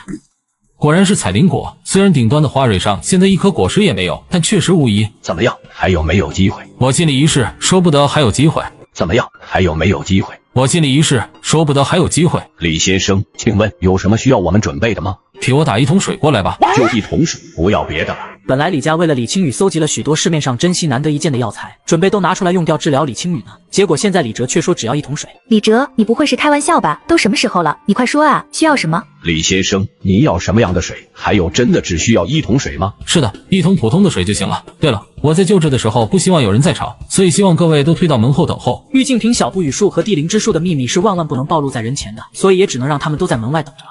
没问题，一切都听李先生的安排。打来了1桶水之后，李老爷子和陈老爷子带着陈诺诺还有李清风都是退出了这间房间。李哲小心翼翼地取出玉净瓶放了进去，很快桶里的水就变得清澈无比。李哲用玉净瓶灌了1瓶水浇在了上面，下一刻李哲都怀疑自己眼花了，1瓶水浇在花蕊上竟然瞬间就不见了，根本就没流淌到花盆里，这花苞简直像个无底洞一样，将水给吞噬了。我去，这么一大瓶水，就算人喝下去也得咕咚一下啊，怎么一点动静没出就消失不见了？我倒要看看你能吸收多少灵水。李哲1瓶接1瓶的往彩灵果的花蕊中浇水，结果无一例外全都被吞噬得无影无踪。不过彩灵果也不是一点变化也没有，顶端上花蕊终于不再是方才蔫了吧唧毫无光彩的状态，一根根挺立了起来。彩灵果蜘蛛算是救活了，想要让它结果还需要更多的灵气才行。李哲干脆把心一横，将手按在巨大花盆内，海量的灵气以澎湃的速度不断从他体内奔涌而出，沿着手臂最后汇入到了彩灵果扎根的泥土中。感受到这股强大的灵气，彩灵果植株的根茎在泥土下面疯狂的抖动生长起来。好在功夫不负有心人，就在灵气被榨干的同时，彩灵果的顶端花蕊中猛然散发出一道七彩光芒，如同彩虹一般，照耀着整个房间。哈哈，成功了！果然灵气还是不能过度使用啊，看来今后还是要更加勤奋修炼地灵之术。好了，你们可以进来了。李哲，你怎么了？要不要紧？李先生，你没事吧？我没事，刚才为了让这彩灵果重生结果，耗费了太多精力，有些虚脱罢了。李老爷子，麻烦你去准备一副玉碗筷，记住要纯玉的。李老爷子连连点头，吩咐管家照办。李家财力雄厚，加上李老爷子平日也爱好收藏，还正好就有一副玉碗筷。陈老爷子，把那只70年份的老山参炖了。好，是不是用玉碗盛着？玉碗是给病人准备的，这参汤不是给病人的，是给我的。好，好，好。很快，野生老参汤被一只精致青花瓷碗盛着送了过来。李哲如惊喜一般，一口气将青花瓷碗里的参汤喝得一干二净，看得旁边一脸紧张的两位老爷子都叹为观止。果然是奇人风范。玉碗筷有了吗？有。去把这碗汁液给他喂下去，动作要快，顺利的话，病人应该马上就能醒过来了。快，按李先生吩咐的做，把这碗药给你姐姐喂下去。快，给你姐姐喂药。李清风这才醒悟过来，赶紧把玉碗凑到李青雨的唇边，这七彩汁液一倒进李青雨的口中，原本滴滴滴报警的生命维持一顿时就停了下来，显示屏上的各项生命指标也开始慢慢回升，逐渐达到一个正常的水平。两位老爷子自然是知道这意味着什么，顿时脸上都露出狂喜的神色。李先生，您果然是奇人，我们李家铭记你的大恩大德。我们陈家也是，你永远是我们两家的上宾。两位老爷子言重了，我只是尽了一点微薄之力。我说过，能帮得上忙，我一定会帮。李哲现在在李老爷子眼里的形象，简直是闪着金光的。陈诺诺见李青雨的各项指标都恢复到正常的水平，也连忙跑到床边去查看闺蜜的状态。这世上真的有这么神秘的力量吗？青雨姐姐，你终于醒了。姐姐，我这是怎么了？可能是昏迷太久了。李青雨一脸茫然，看着床边的爷爷、陈老爷子、陈诺、弟弟以及这位不认识的青年，又看看房间里充斥的医学仪器。李青雨愣了一会，渐渐开始明白自己的状况。陈诺诺拉着他的手，讲起了这段时间发生的事，而李清风和李老爷子则乐呵呵站在旁边，时不时补充上几句。看到这和和睦睦的场景，李哲很自觉地退到了后面，不打搅他们，又走到了那株彩灵果的旁边，开始观察了起来。我体内的灵气都是被你这家伙给吸干了，你要是再蔫了吧唧的，就有点太不给面子了，这样生机勃勃的才好，不然我怎么把你带回家种在地里，开启我的先知种植计划？李先生，不好意思，我们实在是过于激动了。青雨刚醒，有太多话要说，冷落了您，希望您不要介意。没关系，我也正好研究下这植物，我平时就对这玩意感兴趣，只是……李先生有什么要求，尽管提，我一定满足。老爷子，什么时候开饭？有点饿。开饭，立刻开饭。管家，让厨房快点上去。我好好注意休息。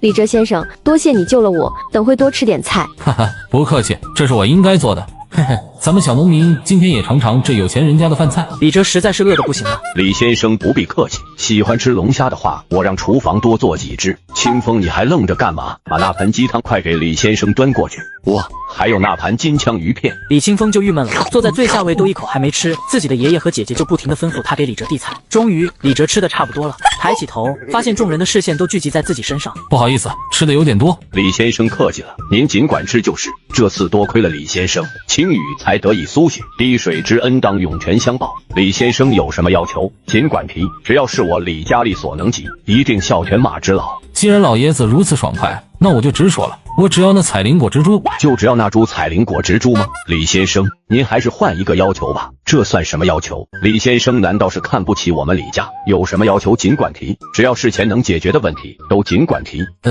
要不您再送我个花盆？众人皆是无语，还以为李哲能说出个什么比较正式的要求呢，没想到就要了个花盆。吃完饭以后，李老爷子让悲催的李清风带着李哲去客房休息。李清风走在李哲旁边，一直跃跃欲试，想要说点什么，可一直没开口。想说什么你就说吧，你爷爷又不在这。兄弟，你到底是干什么职业的？是不是像小说里说的那样，整天飞天遁地，或者是给人下降头那种的？你给我讲讲啊！我去，看来这李清风还是一个向往仙侠世界的中二少年啊，而且还病得不轻。其实我真是一个农民。他家是种地的，应该算是个农民吧？怎么了？你问这个干嘛？李清风没有回答陈诺诺的话，这下他彻底懵逼了。原本以为李哲就是他想的那样，应该是什么隐世仙人，偶尔下山行走，没想到李哲还真的是个农民，这和他想象的完全不一样啊！老陈，你给我交个底，这位李先生到底什么来历？我也不怎么清楚，我查过他之前的档案，就是一个普普通通的农村大学生而已，根本没什么好查的。要说是哪个势力出师的弟子，可我也没听说有哪位高人有这么一位徒弟呀。连你都不清楚，看来此人只可拉拢，不可为敌。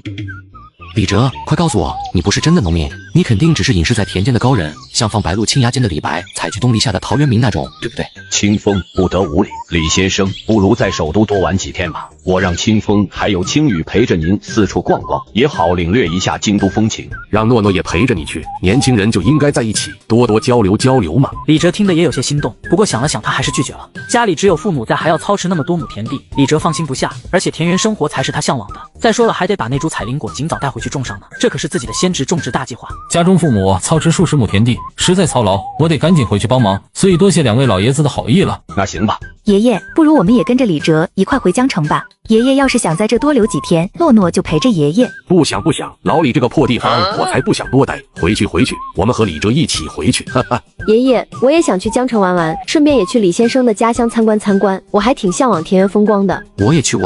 李清风他心里早就把李哲当成高人了，自然希望有机会能好好接触讨好一下。要是能学点东西，自己的梦想岂不是就有机会实现了？这个青雨小姐，我乡下的老家着实没什么田园风光，就是普通的农村，又脏又乱的。我看你们还是不要去了，免得失望。没关系的，再说了，我还得研究那株彩灵果呢。虽说李先生救了我的命，这株彩灵果也送给了你，可它也是我发现的，相信李先生不会小气到不让我跟去研究吧？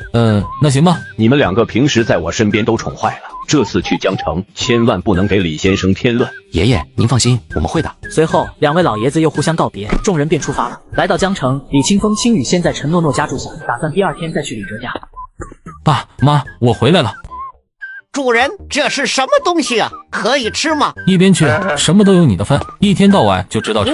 儿子，这啥品种啊？怎么长这个样子，还带着绿光的？这植株叫彩灵果，我这趟出去遇到的新品种，看着新奇就给带回来了。对了，爸，咱家还有闲着的地吗？有啊，上次扩大菜地的规模，咱家就又买了好几十亩地，还有不少空着呢。你问这干啥？我有用就是，到时候你就知道了。行吧，儿子你看着来。除了这彩灵果，培育灵参的计划也得实施起来了。那老山参的3颗红果还在我这儿呢，明天得想个办法找人把大棚搞起来。儿子，可以吃饭了。好的，妈。大黄，你这是吃得越来越好了呀，等养肥了，迟早炖锅狗肉吃。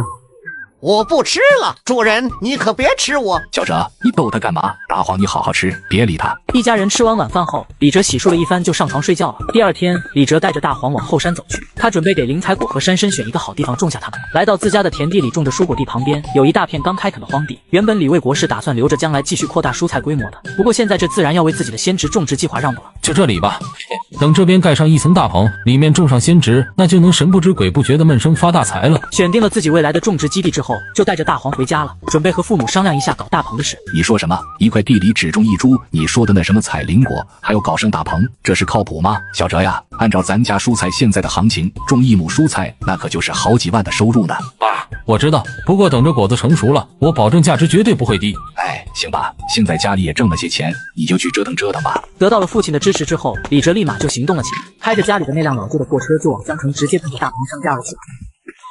老板，你们店里能帮人架设大棚吗？我要那种厚一些的，保护性强一点的。当然，咱们店就是做这个生意的。你要架设多少面积的大棚？先铺个2亩地吧，看看效果。好的话，将来还有机会合作。那我给您介绍一下具体的材料和工费。老板详细的给李哲介绍了有关架设大棚的相关事宜。经过一轮讨价还价后，2亩地最终以10万块钱成交。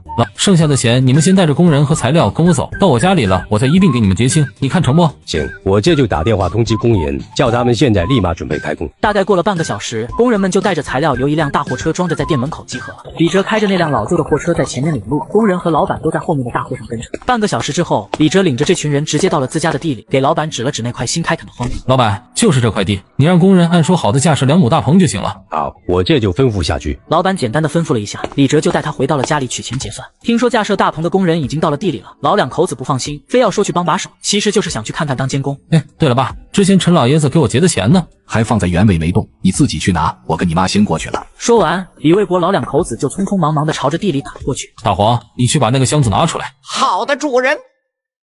没多久，大黄就把箱子送到了李哲面前。哥们，你这狗好聪明啊，在哪买的？粉丝们说也想买一只。老板要是喜欢，那就送你了。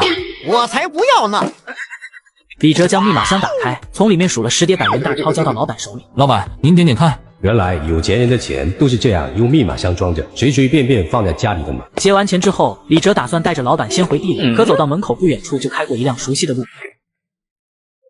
李哲，我们过来玩了。你们来了，要不先去我家里坐坐，等我忙完了再带你们逛逛。不了，李哲，我要跟着你，你去哪我去哪。我也是。完了，这小子算是彻底认定自己是世外高人的身份了。我来你这里可不是为了闲坐，我是来做研究的。行吧，那你们跟我来。没办法，李哲只能无奈的带他们来到地里。拿了钱之后，工人干活的劲儿更足了，进度肉眼可见的加快。面对一直在身边喋喋不休的李清风，李哲连忙就指示他去地里边帮着工人装大棚去了。嘿，这一定是高人在考验我。李哲，我们也要去地里。你一个女孩子下什么地？地里脏。这里的蔬菜倒是有点意思，诺诺，跟我去菜地那边看看。李青雨直接把陈诺诺拉到菜地里边，两人开始了研究。这下李哲倒也落得个清闲，见父母也在对面看着，赶忙走了过去。爸妈，你们先回去早点准备下午饭吧，家里来了客人，要准备点丰盛些的。好的，儿子，你先招呼好客人，爸妈先回去做饭。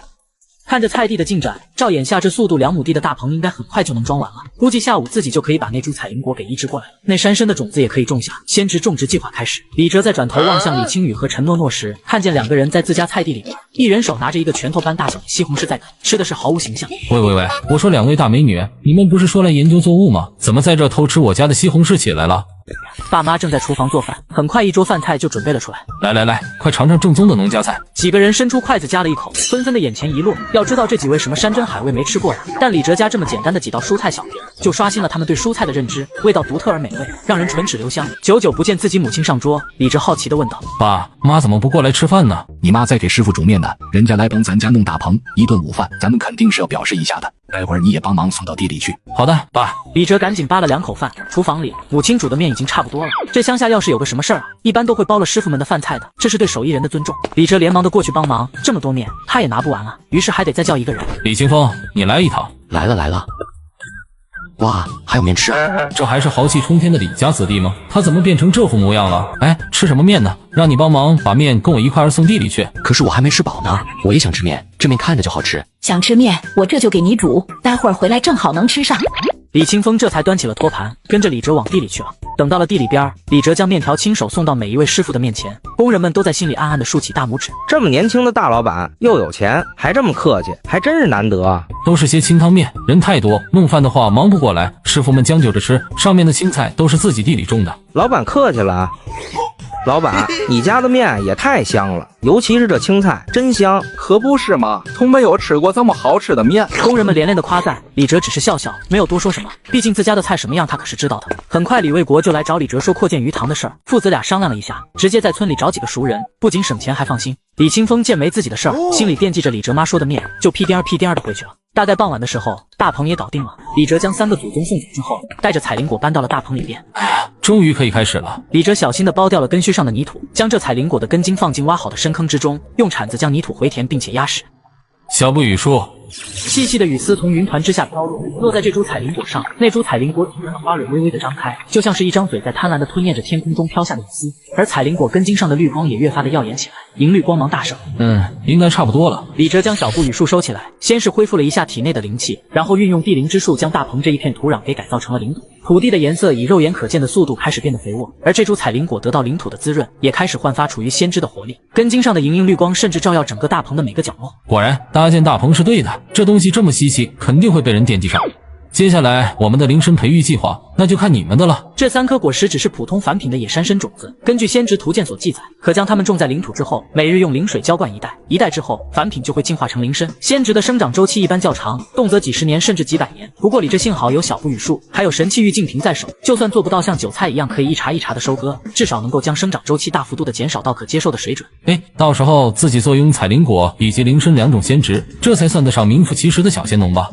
就算是当农民哥，当的也是逍遥啊，吃灵果喝灵泉。李哲心里那个美啊，但眼下还要好好的忙完手里的活，弄好这彩灵果和灵参的种植之后，李哲也有些饿了，回家简单吃了口饭，打算去池塘看看情况。这一上午，鱼塘扩建完了，李哲把扩建鱼塘的钱给老师傅结清。老李啊，你家小哲还真是有本事，那池塘里的鱼啊，个个又大又肥。您客气了，他没什么本事，就是比咱们这辈子人多知道点学问而已。看着比以前大了4倍有余的池塘，李哲微微的扬起了嘴角，这效率也太快了，这回的鱼可不会挤着了。李哲可是早就在米云面前吹过牛的，还得靠着这鲟鱼来源呢。毕竟自己当初可是跟人家下了包票的。在鱼塘扩建了10余天之后，李哲家鱼塘的鲟鱼已经长到了资料里记载的成年体态，最大的那条鱼已经有1.5米左右了，重量则是达到了吓人的150斤。李哲欣慰极了，连忙掏出手机打给了米云。你这些天跑哪去了？一点消息都没有，也不知道打个电话给我，我还以为你没了呢。首都回来之后，每天除了修炼就是喂鱼，倒是忘了跟米云联系了。这不是最近比较忙吗？对了，云姐，你还记不记得我和你说过3个月之内让迷彩轩更上一个层次的事儿啊？我这边养了一批鲟鱼，你要不要过来看看呢？听说鲟鱼，米云立马来了兴致。这鲟鱼可是号称最难以人工养殖的一种鱼之一啊！迷彩轩也一直想要引进这种食材，可是一直苦于没有好的来源。听到李哲这边有，米云更是十分的高兴。你说的是真的吗？我能跟你开玩笑吗？怎么样，要不要过来看看呢？好，我晚上就带厨子过去。彻底疯狂！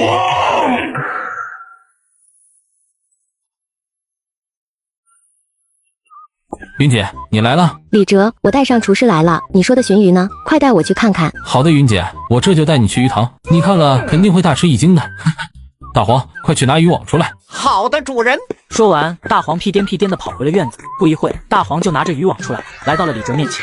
李哲，你家大黄也太可爱了吧！今晚我可以抱着它睡吗？没问题，今晚让它和你睡。哈哈。不要啊，主人，我身心只属于翠花的。说罢，李哲拿起渔网，带着他们就往鱼塘方向走了。到了李哲家的鱼塘，米云直接震惊了。这鱼塘经过李哲的扩建已经很大了，最让米云惊异的是鱼塘内的一条条体积硕大的鲟鱼。天哪，李哲，这些鲟鱼都是你养的吗？这才多久啊，养的也太肥了吧！是啊，云姐，我花了3个月养的这批鲟鱼，最大已经有100多斤了，现在就可以捕捞。李哲，你也太厉害了吧！这要是野外的，起码10年才能达到这个重量。最惊奇的是那位厨师长，相对于米云，他对于原材料的理解更加的深刻，于是连忙的问李哲：“这些鲟鱼跟我之前见过的野生鲟鱼一模一样，难不成也是野生的？”他能看出这鱼塘里的鲟鱼肉质甚是晶莹剔透，细密的鱼鳞是银光闪闪，即便在野生的鲟鱼中都是品相上乘的。这样，我捞几条上来，等会大家尝尝就知道了。好的。说完，李哲直接用捕鱼网伸进了鱼塘，随意捞出了一条堪堪达到1米长度的鲟鱼。这条鲟鱼最少也接近100斤了，普通人还真难以捞得起。不过对李哲来说自然是没问题的。哥们儿，搭把手。哎，好嘞。一上手，厨师长就知道这条鲟鱼的分量了，他心中不由得惊骇于李哲的力气。看不出来，你小子这么有力气啊，单手就能把鱼捞上来。哈哈，我经常做农活，这对于我来说小菜一碟。回到家里后，李卫国夫妇看到自家儿子和那厨师长抬回来的鲟鱼，也是大吃一惊。这才过了多长时间啊，这鱼就长这么大了。不过有人在，李卫国也没多问，只是打了声招呼就去忙活起来。依旧是迷彩轩的厨师长来主刀，将这条鲟鱼做成了晚餐。很快，一桌子菜就已经准备妥当。鲟鱼肉被做成了清蒸鲟鱼、红烧鲟鱼、鲟鱼丸子、鱼头汤。云姐，你家厨子的手艺真绝了，这鱼头汤闻着就香，大家赶紧趁热尝尝。米云也算是熟人了，大家也都不见外，纷纷的动起筷子。李哲父母米云和厨师长吃了之后都是停不住嘴。李哲尝了尝味道之后也是大感意外，这鱼肉的口感实在是太好了，真好吃呀！真不枉我天天用玉净瓶净化糖水喂养这些鲟鱼啊！主人，我吃完还要吃。放心，锅里多着呢，够你吃的。很快，桌面上的几道菜就被席卷一空。第一次吃到这般美味的鱼肉，米云和厨师长眼神一对，立刻就读懂了对方的心思。经理，有了这肉质顶尖的鲟鱼，我们在米其林的评级一定能够增长。不，是上星。厨师长甚至激动地喊了出来。米云也是重重地点了点头。只要有了这肉质鲜美的鲟鱼，再加上顶尖的瓜果蔬菜，在马上就要到来的米其林比赛之中，绝对能够大放异彩。如今迷彩轩有李哲提供的食材，绝对可以说是如虎添翼。哎，你们不是已经是米其林餐厅了吗？这你就不懂了。之前我们只是勉强被评级，排名很低的几乎不会被推荐。可如果上星的话，那就是天壤之别了，光客流量和营业额就能翻好几番。那你打算怎么做呀？原本呢，我是打算以蔬菜作为主菜来打动考核官的，但蔬菜毕竟只是蔬菜，做主菜多少有些勉强了。不过现在有了这鲟鱼，这顶尖的肉质绝对能让考核官大吃一惊的。李哲原以为迷彩轩是米其林评级餐厅已经很厉害了，没想到其中还有这么多门道。不过他对于自己的鲟鱼还是很有自信的，等到时候帮助迷彩轩在米其林的评级中上了星，也算是完成自己的承诺了。李哲，把你养的鲟鱼全部卖给我，市场价51斤，我出双倍110斤，你看成不？好，一言为定。嘿嘿，我这池塘里游的哪是鱼啊，简直是一个个万元户啊！不过这鲟鱼体型也太大了点，虽然可能卖得火，但是这一条鱼100多斤呢，一天应该也就是个2、3条的销量吧。看来我真的是老了，以后还是把家里的方向盘给你小子吧，反正你有本事赚钱，跟喝水似的。李卫国没有想到的是，李哲自打有了玉净瓶之后，赚钱可比喝水容易多了，喝水也许还会呛着呢，而这玉净瓶可是无往不利啊。一旁的米云一想到迷彩轩马上就要上一个层次，激动的不行。此时的米云只想着马上回去策划比赛。李哲，我们就先回去了，过几天再来收鲟鱼。好的，没问题。送走了米云和厨师长后，一旁的李卫国夫妇还是有些不敢相信，自己儿子随随便便养了几个月的鱼就能卖到这么贵。儿子，这鱼卖这么贵没问题吧？爸，我办事你放心，这鲟鱼绝对值这个价。行吧，那我们先去地里忙了。说完，李卫国夫妇便外出忙活去了。李哲打算带着大黄去地里看看种植的山参怎么样了。就在魏五柳低头继续思索的时候，办公室的门被人砰的一声推开。老板，不好了，对面迷彩轩放出消息，说什么又要推出新的主打菜了。啊，主打的是什么？鱼，关键是鱼。魏五柳顿时松了口气，若主打的是鱼，威胁并不是很大，因为他手里掌握着江城乃至江省最好的鱼类食材供应链，食材方面绝对不会输。只不过魏五柳忽然想到了一个人，李哲。他已经知道迷彩轩主打菜的食材都是由李哲供应的，而且品质极高。你立刻去查一下李哲是不是养了鱼。好的，老板，我这就去。冯强也是听话，立刻就退了出去。不到半个小时，冯强便匆匆地赶了回来。老板，李哲确实是养了鱼。听到冯强的回答，魏五柳立马就面如死灰。结合之前李哲提供给迷彩轩的食材来看，李哲所养殖出来的鱼一旦被迷彩轩弄到，那柳河饭店最后一点优势就灰飞烟灭了。老板，事情还没这么糟。你这话什么意思？老板，虽然这李哲是养了鱼，可他养鱼的时间只不过个把月而已。而且什么？快说！而且他养的是鲟鱼。什么？李哲养的是鲟鱼？这鲟鱼的生长周期可是10年甚至更长啊！魏无柳可不信李哲几个月的时间就能将鲟鱼养大，保不准还是鱼苗的状态呢。消息可靠吗？绝对可靠。江城的所有鱼苗批发市场我都打过电话了，李哲只从一家进了一批鲟鱼苗，当时老板娘还劝过他，所以印象比较深。我一提，那老板娘就记起来了。下去吧，这次做的还不错。魏无柳这才算放下心来。而冯强听到魏无柳的话，顿时心中也是一喜，美滋滋的就出去了。迷彩轩这次没了食材优势，我看你还怎么跟我斗。而迷彩轩这边，米云正打算带几名工人去李哲家收购鲟鱼，为2天后的米其林比赛做准备。喂，李哲，咋了，云姐？我想现在就过去收购鲟鱼，你看方便吗？没问题，我正好在地里，你带人过来捕捞就行。好的，我这就带工人过来。大黄，快回家把渔网拿到鱼塘。好的，主人，我这就去。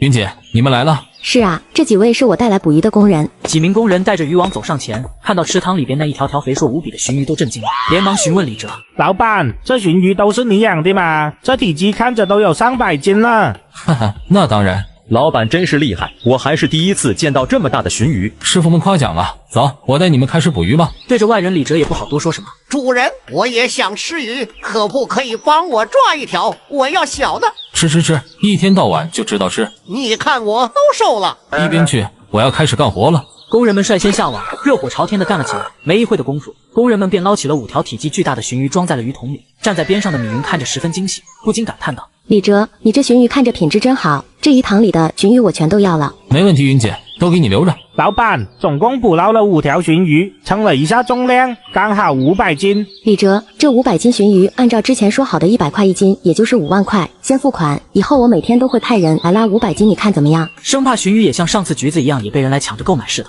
米云显得有些着急，李哲点了点头。没问题，我每天都会在鱼塘这边，你们按时来拉就行。确定好了之后，米云直接拿了5万的现金交给了李哲。李哲，这里面是5万现金，你数数。不用说了，云姐，咱俩这关系我还信不过你吗？哈哈，大黄，把钱拿好。收到。说完，米云便和工人们带上鲟鱼回迷彩轩了。大黄也跟着李哲回家吃饭。2天后，迷彩轩用李哲提供的鲟鱼和瓜果蔬菜参加了米其林比赛，跟预想的一样。斯特林先生品尝了这些食材后赞不绝口，留下了超级好评。不久之后，米其林的官方发布最新一期的米其林指南，迷彩轩一跃成为米其林的2星餐厅。他认为这是美食爱好者一生不可错过的餐厅。儿子，不好了，我们家的鱼塘好像被人下毒了，那些鱼全部都嘎了。什么？大黄，快上车，快！主人，开慢点，开慢点。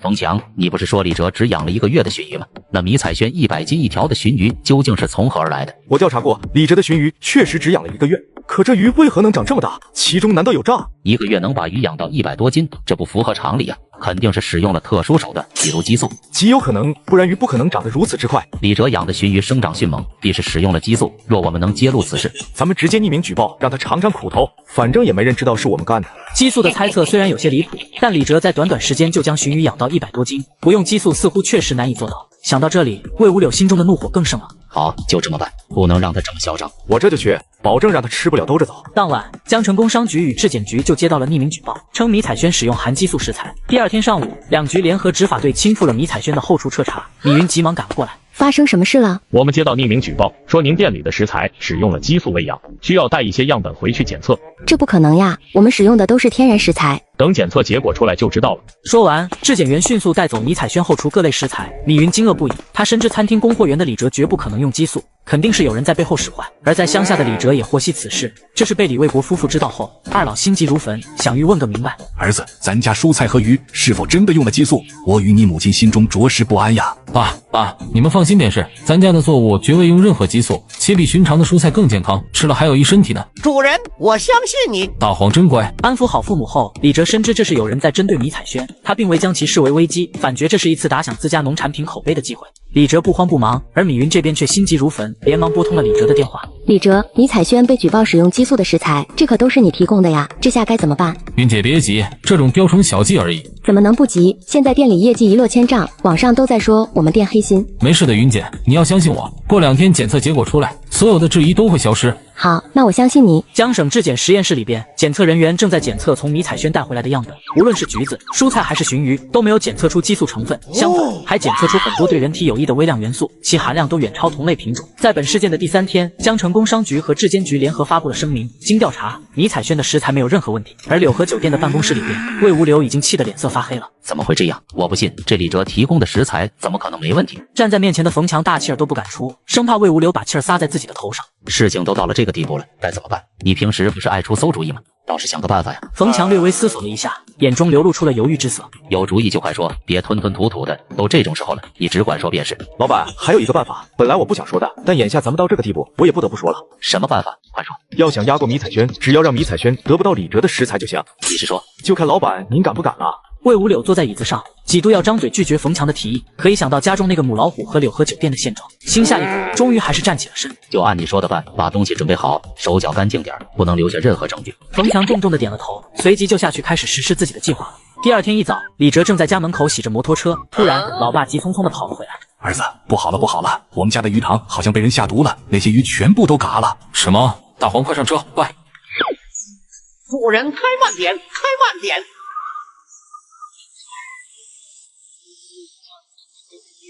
来到了鱼塘，李哲看到眼前的场景，整个人都呆住了。果然，池塘里的鱼全部都翻了白眼。李哲的第一反应就是有人要害自己，在池塘里下了毒。主人，你快看，这些鱼怎么都在睡觉呀？睡什么觉？他们以后都不会醒过来了。就在这时，李卫国夫妇也走了过来。儿子，这咋回事啊？好好的鱼怎么就会变成这样了呀？怎么会一晚上全都死了？哎，心血全白费了，一下子损失上百万啊！爸妈，先报警吧，这事应该不简单，你们也别太担心了，往后的事儿我自有安排。李卫国夫妇赶紧拿出手机拨打了电话，派出所民警接到了李卫国的报警电话之后，十分的重视，立马就赶到了现场。接到了你们的报警电话，说整个池塘里的鲟鱼都死了是吗？是的，警察同志，就一夜之间全没了，损失高达上百万啊！鲟鱼全部都发黑泛白，还得需要带样本回去检测，才能知道是什么原因导致的。辛苦你们了，警察同志。说完，警察就从李哲的池塘里取了死鱼样本拿回去检测。很快，当天检测结果就出来了，李哲养的鱼是被人下了毒，而且还是十分厉害的百草枯。哪个天杀的？是谁这么狠，往我家池塘下毒？儿子，你想想有没有得罪过谁？要知道这百草枯毒性是十分的强烈，无论什么东西，只要接触了都会在短时间内死掉。爸妈，先别担心，当务之急是找出下毒的人。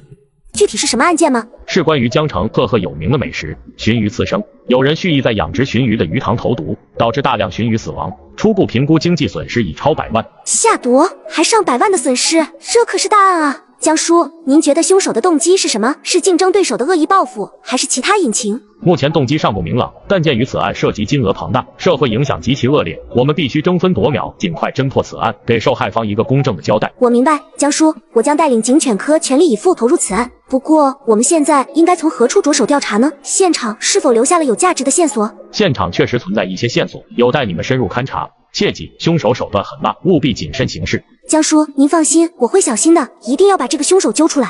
香警官带着警犬来到了案发现场，看着大量死亡的鲟鱼，香警官心中充满了愤怒和使命感。他暗下决心，一定要尽快找出凶手，还李哲一个公道。李哲，我们现在需要你详尽回忆每一个可能关联的细节，无论是看似微不足道的琐碎，都有可能成为揭开真相的关键线索。香警官，昨日早晨，我爸像往常一样巡视鱼塘，却发现大量鲟鱼非正常死亡。我怀疑是有人故意下毒，这些鲟鱼可是我们的心血啊！下毒，这可是严重的犯罪行为。李哲，你在事发当时是否留意到有异常人员或是可疑车辆经过？当时我过于惊慌失措，并未特别注意周边环境。现在回想起来，确实有一个不明身份的身影在鱼塘周边晃悠，显得颇为可疑。这或许是一条重要的线索。大黑，立即行动，利用你的灵敏嗅觉找出那人的踪迹。主人，我也具备出色的嗅觉能力，让我一同协助调查吧。好，大黄，你也加入搜索队伍。大黄，若你能成功找出真凶，今晚给你加大餐。遵命，主人。大黄与大黑急速冲向池塘边缘，他们细致入微地嗅探每一个角落。片刻之后，目标明确地直奔附近的一座废弃木材厂。全体队员紧跟警犬步伐，看来他们已经发现了重大线索。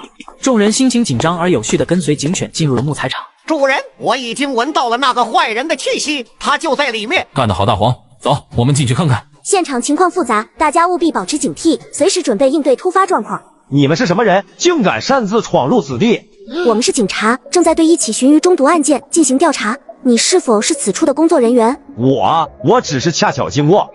你觉得我们会轻易信服吗？双手举起来，别妄想有任何举动。昨晚你在何处做了什么？现在给我如实招来。警官姐姐，昨晚我一直待在家里，哪也没去呀。到底发生什么事了？还想继续狡辩？那请你解释一下这地上的农药是怎么回事。我快说，坦白从宽，不然全部责任都归在你头上。你就准备好进去踩缝纫机吧。完了，这下篓子捅大了。早知道会这样，就不该听那个人的话。我说，有个人给了我200块钱，让我把这百草枯倒入了池塘中。除此之外，我真的没做什么坏事了。警官姐姐，求您饶过我这一次吧。看来事情没那么简单，这里面肯定有内情。先把嫌疑人带回局里审讯。收到。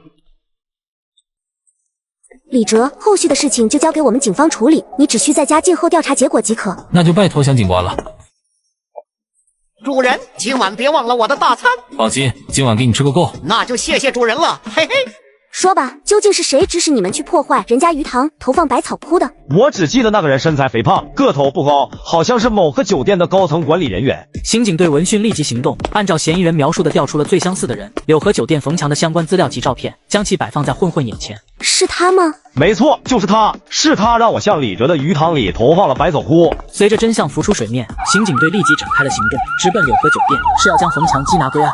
事情进展的如何了？确保没有留下任何破绽了。老板尽管放宽心，李哲家中并无监控设备。我找来的那些街头混混行事谨慎，他们使用了难以察觉的百草枯，这个计划可谓滴水不漏。我办事，你放心。用的是百草枯，那我就放心了。然而，就在两人沉浸在阴谋得逞的窃喜之中时，柳河酒店的大厅已然笼罩在一片紧张气氛之下。接待处领班面色苍白，焦急万分地拨通了魏无柳的电话。老板，大事不妙，酒店楼下聚集了一堆警察。怎么会这样？来的人还不少，个个神情严肃，一看就非同寻常。警察踹门而入，带队的警官目光犀利，一眼就认出了冯强，直接铐了起来。冯强挣扎不休：“你们凭什么抓我？我犯了什么法了？你自己干的好事，你自己心里明白。不可能！你们是怎么发现的？”完了，一切都完了。此刻，魏无柳内心充斥着无尽的恐惧与绝望。他终于意识到自己的罪行已暴露无遗，再也无法逃脱法律的严惩。悔恨如同潮水般涌上心头，只是此刻的觉醒已然太迟。次日，柳河酒店的幕后老板魏无柳亦被捕。这座曾一度称霸江城餐饮业的柳河酒店，在这场风暴中骤然倾覆，昔日荣光化为乌。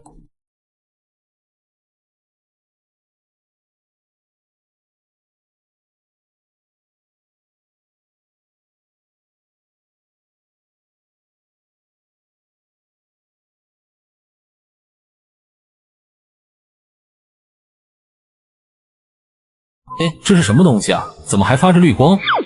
原来是块会发光的石头。我去，这也太神奇了吧！我已经说得很清楚了，反正你们2个人自己决定吧，都要有一个人要回家帮忙。我们家呀，不能有2个吃闲饭的，家里的果园还需要有人看着，谁回来谁就去打理果园。我回来帮忙吧，妹妹还小，回家也帮不上忙的。不要，哥哥刚刚考上重点大学，让我回来吧。大伯、大伯母，我回来也可以帮忙。不要说了，听哥哥的话。好，既然决定了就行，反正你也考完试了，明天就去果园打理果子吧。说完，大伯母站起身便离开了客厅，那中年男子也跟着一同出门去了。没事的，小小，你要好好学习，等你以后考上了大学才能有出息啊。在1年前，兄妹2人的父母因为一场车祸意外离世，当时李哲才17岁，李小小15岁，责任自然就落到了大伯一家人身上，包括李哲家原本的一片果园几百棵的桃树，还有3间泥土房一并交给大伯家打理。李哲心里清楚，自己兄妹2人就是拖油瓶，大伯一家人压根就看不起他们，回来也会受到欺负。傍晚的时候，李哲跟李小小蹲在门口折菜，李玉婷远远的跑来，穿着一条红色的裙子，手中拿着苹果15。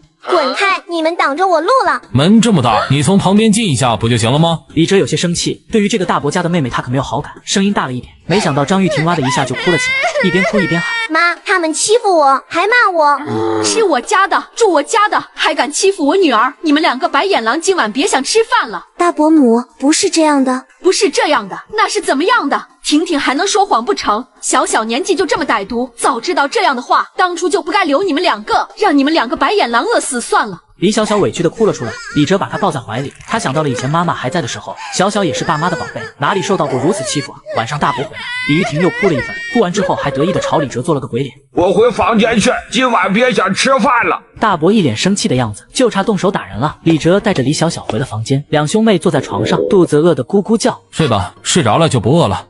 哥，我不饿。 2兄妹相拥入睡。第二天一大早，不到6点钟的样子，门就被敲得砰砰响，外面传来了大伯母的声音：“天都亮了，你们还准备睡到几点呢？2个好吃懒做的东西！” 2兄妹连忙起来洗漱。李正，你背上竹筐跟我一起去果园。果园其实是李哲家的，只是父母临死前把果园也一并交给了大伯打理而已。数百棵的桃树，一年的产量起码2万斤，去年还卖了5、6万块钱呢。所以大伯一家人打理果园也上心了起来。桃子慢慢的开始成熟了，大伯背着手走在前面，看见红了的就摘下来，你带到镇上先去卖的。现在1斤桃子可有8块钱，能卖一点是一点。李哲背着一个竹筐跟在后面一个个的摘着，他知道大伯的心思。等桃子成熟了以后，会有水果商来收，3块钱1斤，但是自己去卖的话有8块钱1斤，这其中的差价太大。以前是没人手，但是现在李哲是免费劳动力随意驱使，一上午下来，李哲在大伯的指挥下摘了满满2竹筐，总共100斤。李哲一趟只能背1筐，大伯也不帮忙，他背回去以后又来了一趟，才把桃子背完，压得他腰酸背疼。哥哥，你没事吧？没事儿，来吃个桃子，可甜了。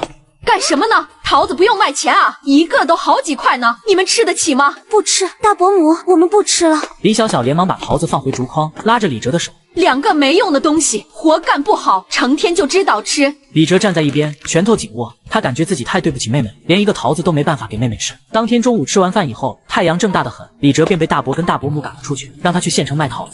从中午到下午，李哲不过卖出去30多斤的桃子，1斤8块钱，200多块的收入，还得把剩下的桃子给带回去。快到家的时候，李哲故意在村口一棵大树底下藏了5个桃子，准备留给小小吃，这才回家把钱交给了大伯母。一下午怎么就卖了这么一点？下午的生意不是很好，太热，人们都不出来。事情做不好，借口还这么多。既然卖的少，晚饭就少吃点吧。吃晚饭的时候，大伯母还真给他特意盛出了2碗白米饭，只给了1包咸菜，让李哲跟李小小吃。他们一家3口则是坐在桌上吃着排骨汤、酱猪蹄，还吧唧着嘴。晚上吃完饭以后，李哲找了个借口出去，走到村口的大树下，正要拿桃子，发现边上有一点绿光闪一下。这是什么东西啊？怎么还发着绿光？原来是块会发光的石头，我去，这也太神奇了吧！不管了，先带回去再说。李哲也不管这么多了，把石头装在口袋里，这才用袋子把桃子装起来往回走。哥，这是什么？嘘，小声一点。李哲把桃子放下，露出那又大又圆的桃子。大伯母他们不知道吗？没事儿，这是我自己藏起来的桃树，可是我们家的，又不是他们家的。李哲用衣服擦干净了的桃子递给了李小小，自己也吃了起来。小小，你放心，再过1个星期，哥哥就是成年了，到时候把果园还有房子都要回来，每天都给你吃桃子。哥，我相信你。李小小开心的笑了起来，这是一个很容易满足的小女孩，至少有哥哥在身边，对于她来说就足够了。晚上睡觉的时候，李哲做了一个梦。丁，恭喜你获得衍生术。一个奇怪的声音在脑海中响起，李哲瞪大了眼睛，看着一边的李小小。小小，你听到了吗？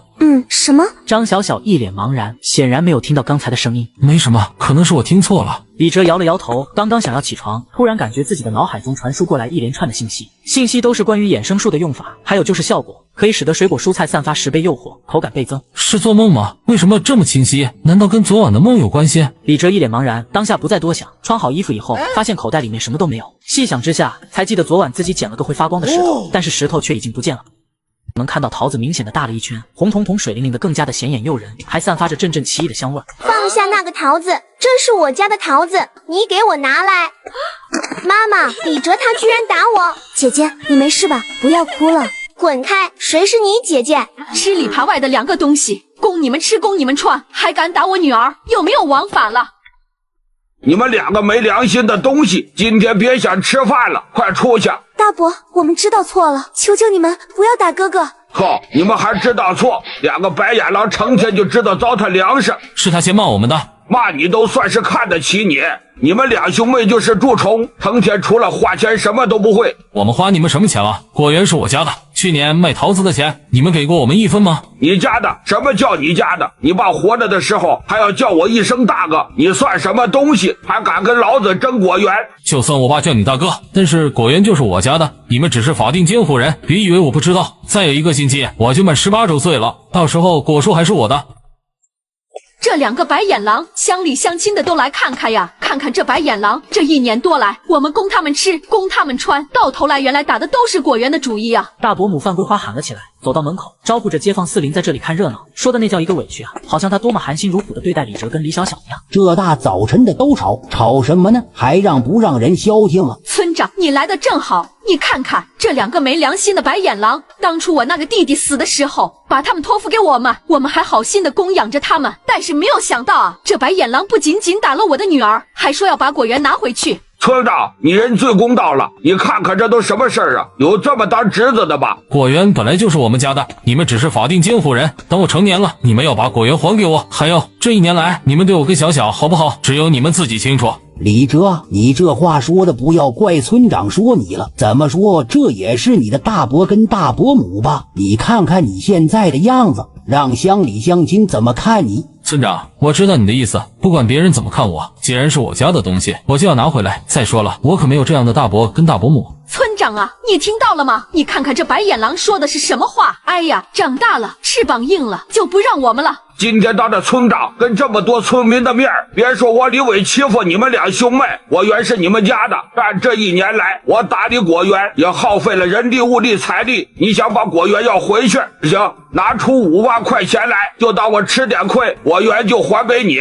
哥，李小小拉着李哲的手，大眼睛里面满是泪水。他知道大伯这是刁难自己兄妹，现在他们哪里有什么钱啊？别说5万了，50都拿不出来。好，今天当着村长还有大家的面，我们就把协议签下来。我给你5万，果园还给我，谁反悔谁就是乌龟。我们得定个期限，要不然的话，你10年以后再拿钱过来，果园说不定早就没有了。2个月，2个月之内你不能去动果园的桃子。若是2个月之后我还没有把钱给你的话，到时候桃树就是你们家的了。算你识相，大家都听到了吧？我们现在就立字据。李伟生怕张浩反悔了一样，连忙回了房间，用纸写了张字据。李哲跟李伟分别签上自己的名字，然后交给村长马大力保管。好了，都别吵了，大早晨的该干嘛干嘛去吧。村长马大力收起字据，点了根烟便走了。村民们也陆陆续续的散去。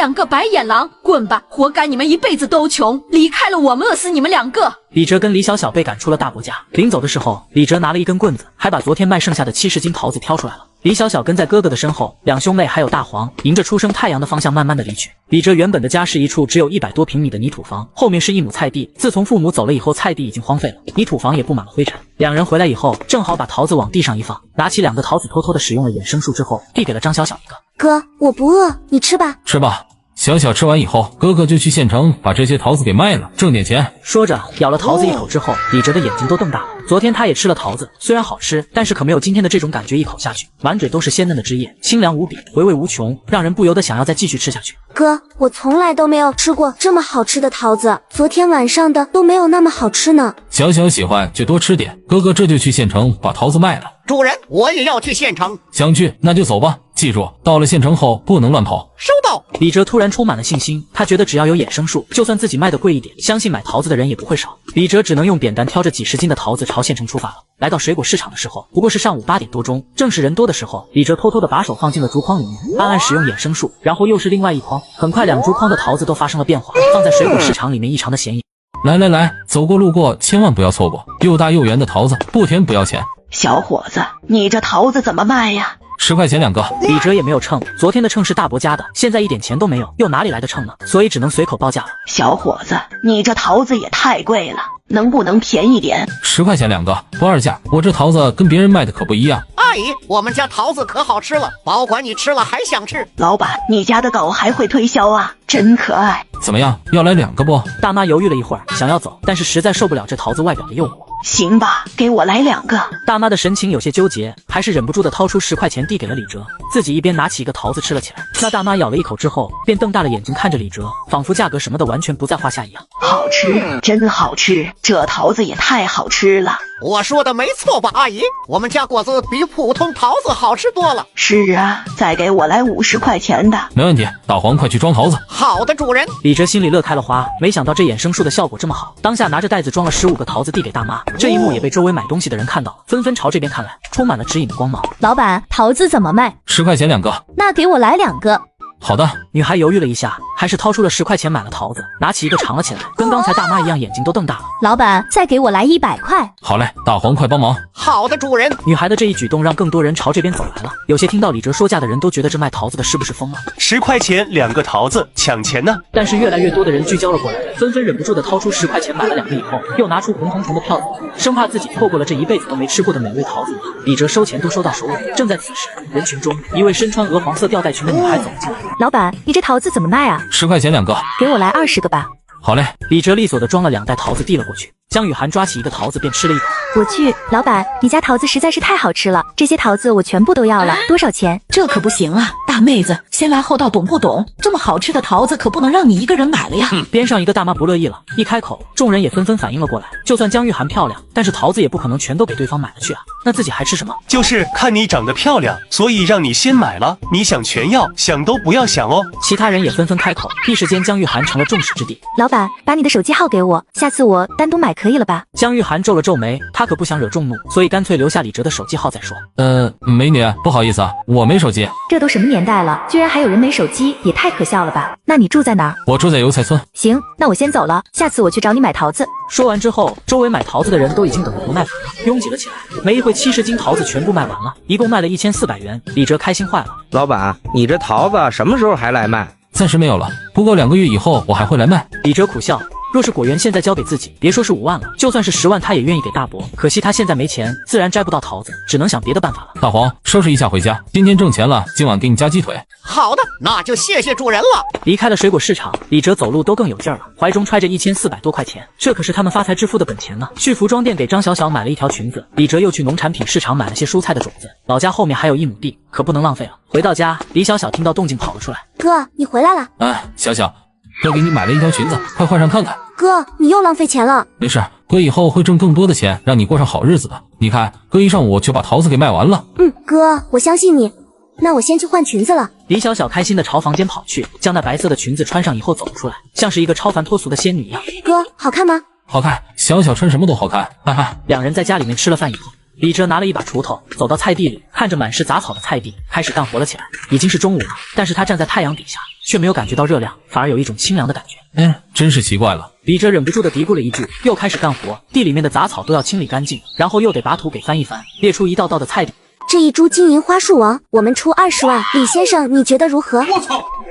你好，我就是李默默。刚才电话中的提议，不知道李先生觉得如何？我非常真诚的求购那株金银花树王，不知能否割爱？金银花树王，金银花树还有树王是可以卖的。听到这个回答，李默默顿时松了口气。李哲看得出来，这美女肯定是豪门千金，出门带着保镖和管家，开的车也都是几百万的宾利，还有那辆皮卡。显然是为了准备迁徙金银花树的，看样子是志在必得呀。我先带你们去看看树吧。刚下过雨，路滑上山，你们要小心点儿。10几分钟后，山头的花田，眼镜男拿着手机与一个白胡子老头接通了视频，他不断的绕着一边的金银花树拍摄，方便让老头观看。没错，是金银花树，如此生机蓬勃的金银花树王，简直是人间极品呐，不得了啊！听到老者的最终鉴定结果，眼镜男默默的关掉了视频。这一株金银花树王，我们出20万，李先生，你觉得如何？20万，李哲心脏都差点跳出来了。本来以为女子是准备出10万的，出10万都已经不敢相信了，却没想到对方开出这个价格。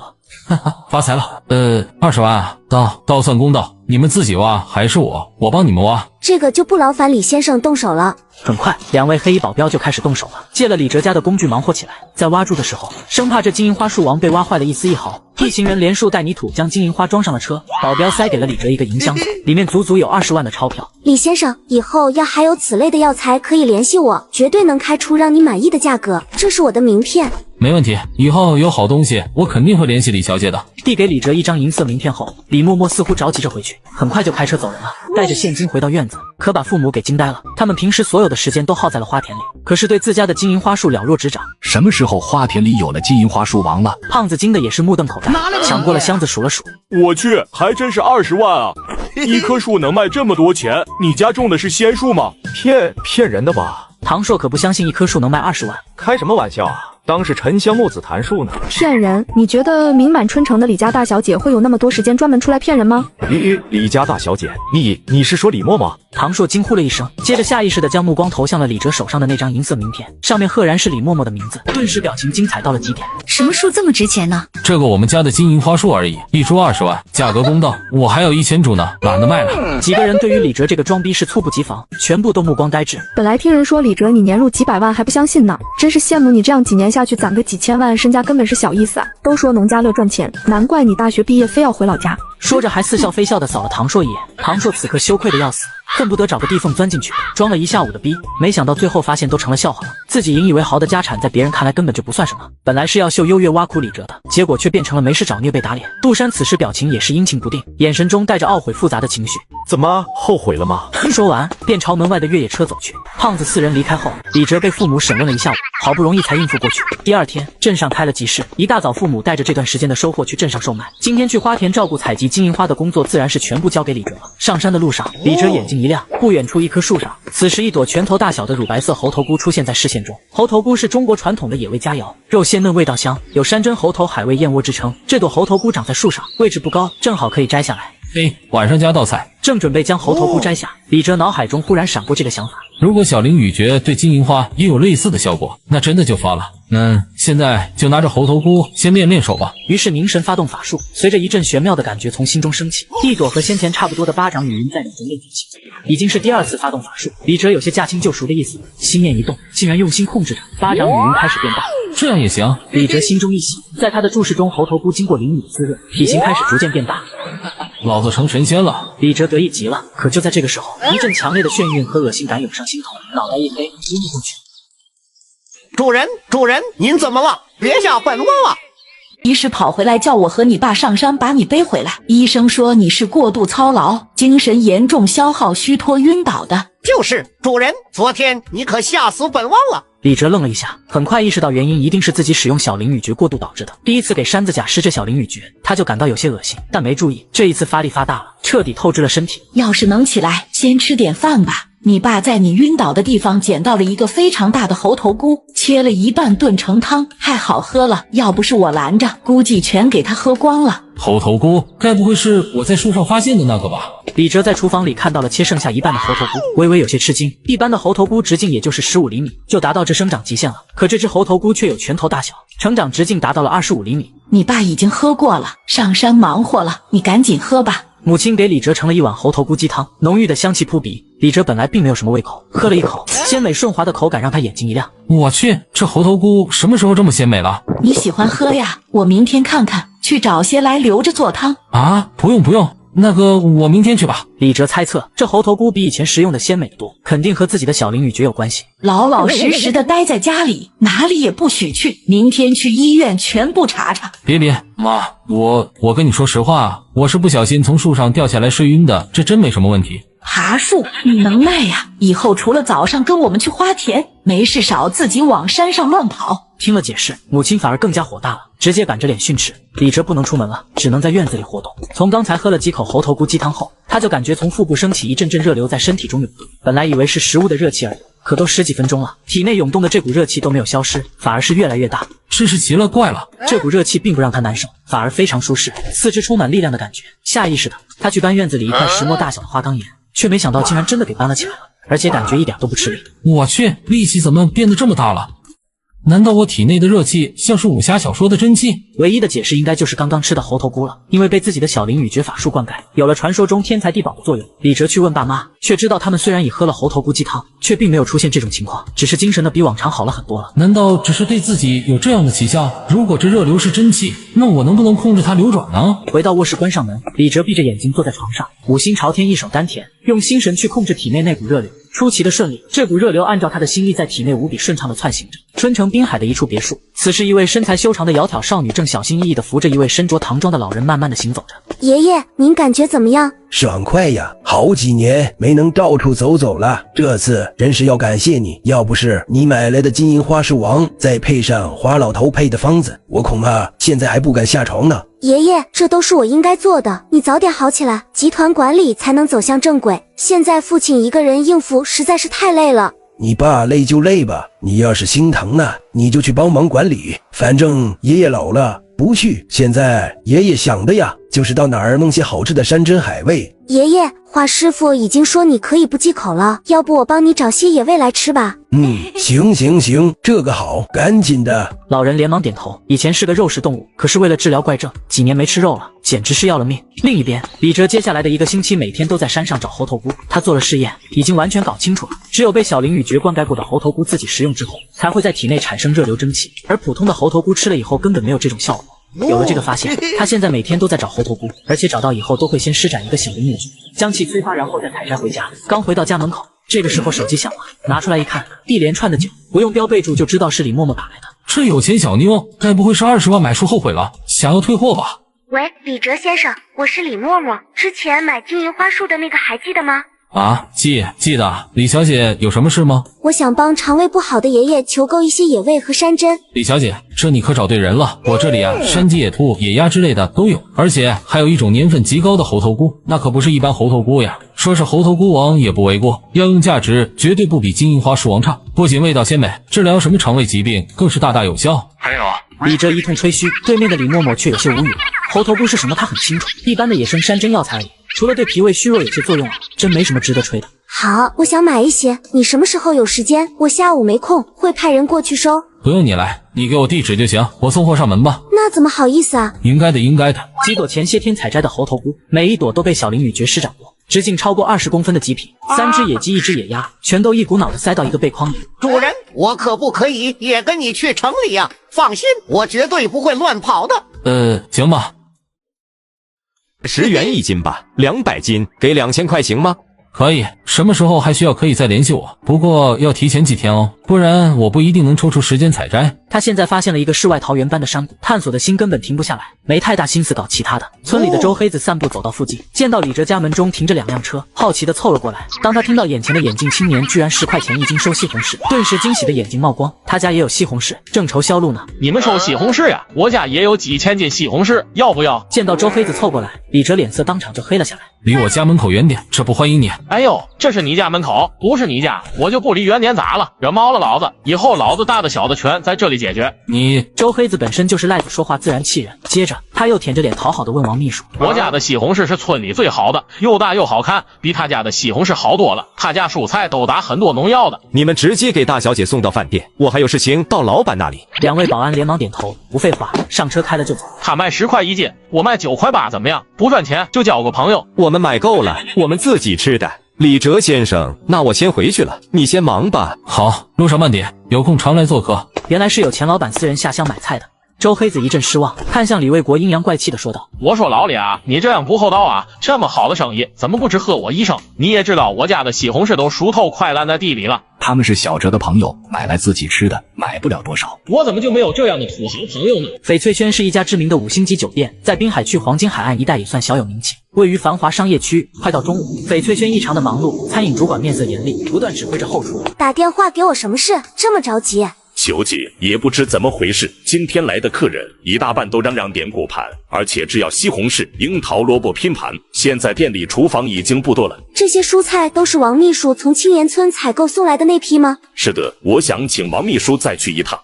范主管，3楼流云厅要加2盘西红柿和1盘萝卜，可现在所有果盘都预定完了。去问一下，换其他果盘行不行？可以免费送其他的给他们。我记得刘云厅今天好像是魏总订的吧？他不是不喜欢吃果盘吗？我也不清楚，今天真是邪门了。王秘书一共送来多少斤？总共200斤，不过现在都快用完了，许多客人嚷嚷着要点。听到这里，李默默连忙给李哲打电话。此时，李哲正在和老爸处理昨天被青狼咬死的2只山羊。李卫国心中纳闷，后山竟然有野生山羊，还被自己儿子带到了2只，我怎么以前从来没碰到过呢？怎么感觉这段时间稀奇古怪的事情这么多？金银花卖几10万，猴头菇1只卖几千块，门口出现死掉的兔子，半夜后山有狼嚎，现在野羊都被你带到了。管这么多干嘛？反正都是好事。手机响了起来，又是有钱小妞打来的。李哲莫名其妙：“喂，是我啊。啊，你早上不才刚拉走1批吗？你才派人来了，我还能勉强凑个300斤。什么？每天都要？好吧，爸又来订蔬菜了，我们要去摘300斤。奇怪了，平日里甜头的菜卖的都费劲，现在怎么都喜欢上门来收了？看样子城里人果然不差钱啊。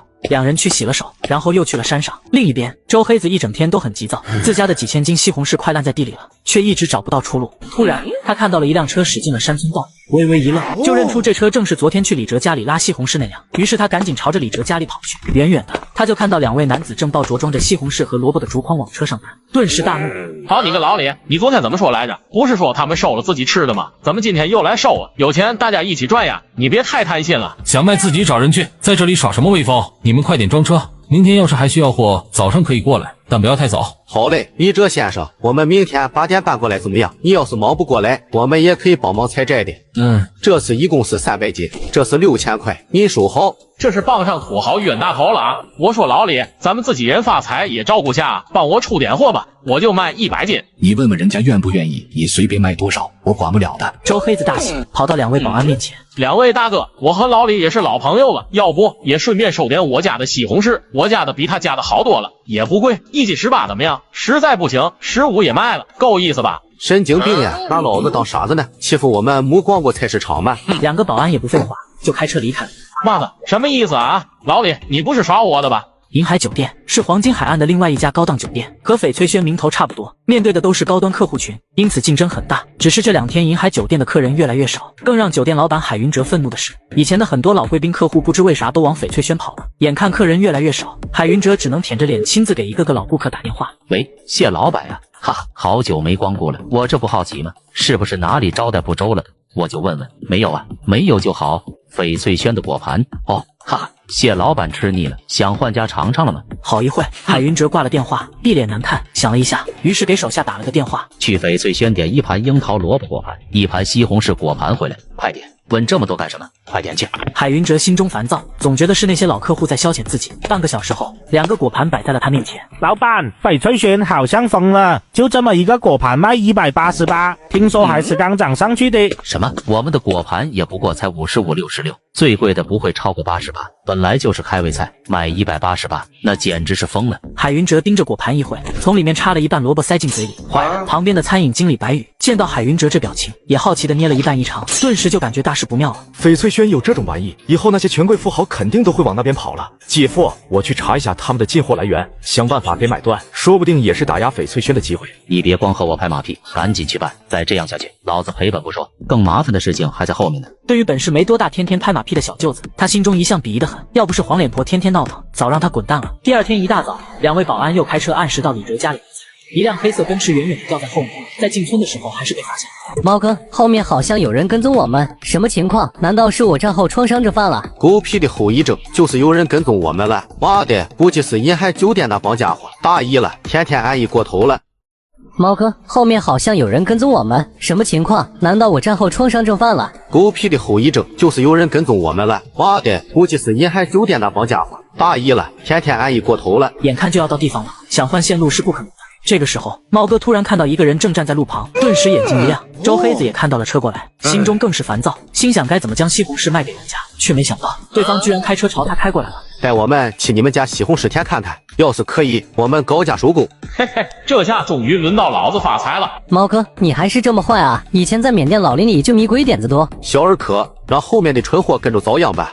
周黑子家果田里的西红柿也算可以。猫哥扫了一眼，连忙道：“我们老板说了，不差钱，21斤收，今天就先弄个100斤吧，2000块。”好，没问题。猫哥掏了掏钱包，却愣了下。哎呦，糟了，现金忘带了，这怎么办？你们村上有没有取钱的地方？听到这话，周黑子急了。有个邮政银行，不过离这有点远，在镇上。我们还是赶紧去取钱吧，别耽误老板要货了。你也赶紧摘啊，不然100斤你一时半会都摘不完。好的，老板。说着，给2条一个眼色，2人上车就开跑了。前脚刚走，后面又来了一辆车停下，一位黑西装男子下车走了过来。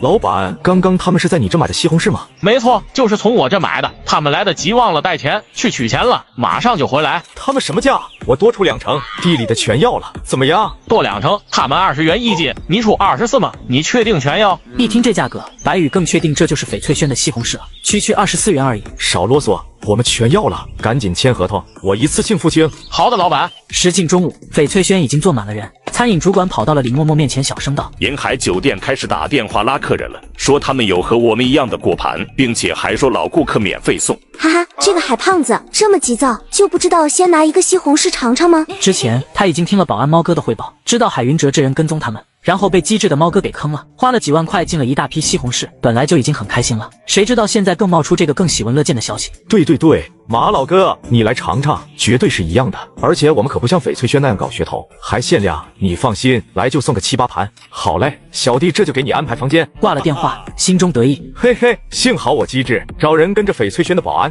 有这一批几千斤的西红柿，还怕客人跑吗？几十位老贵客都打了电话，很快就有人进了饭店。白宇连忙迎上去。何先生，您可来了，小弟早就给您准备好了。陆陆续续又有几道熟悉人引进来，可这时一位身穿旗袍的女子正领着孩子往外走。白宇一看，连忙上前：赵姐，你这怎么要走了？还没上餐呢。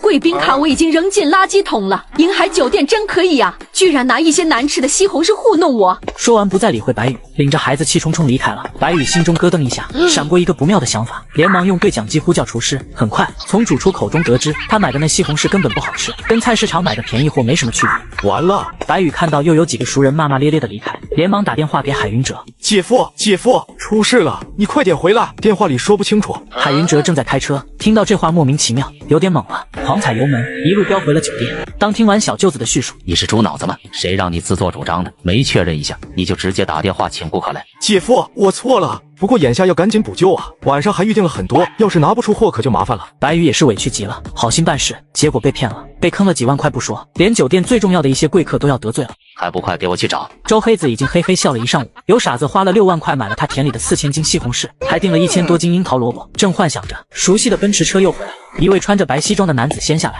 后面还跟着一个身材魁梧对保镖。老板，你来的真快啊，我都已经准备好了1000斤上好的樱桃小萝卜。你他妈的拿垃圾东西糊弄老子呢？老子6万块买的西红柿根本就不能吃。老板，我的西红柿可是你硬要买的，我可没求你买啊，要是以前的客人，我说不定能卖25呢。25尼玛，你以为老子是250吗？快告诉我，之前那些人是从哪里买的西红柿和萝卜？这件事我就既往不咎。给我1万块钱，我就告诉你。白宇再也按捺不住怒火，给我狠狠的揍！哎呦，别打了，别打了！快告诉我，不然老子要你一条腿！我说，你们沿着这条路往山那边开，尽头有一个离村子很远的单独院子，他们承包的山头，之前有钱人就是在他家买的。走，我们先去弄货，别耽误了晚上的事情，有时间再过来找这孙子算账。值60的，很值钱的。李哲拿起一只小鳖，发现也就5、6颗。这玩意什么时候才能喂大？都说千年王8万年鳖，怎么样？最少需要5、6年吧。不过自己有小灵女诀，到时候往水里撒撒，应该能起点催发的作用。小哲，主人，那个小竹子好像在叫你。是吗？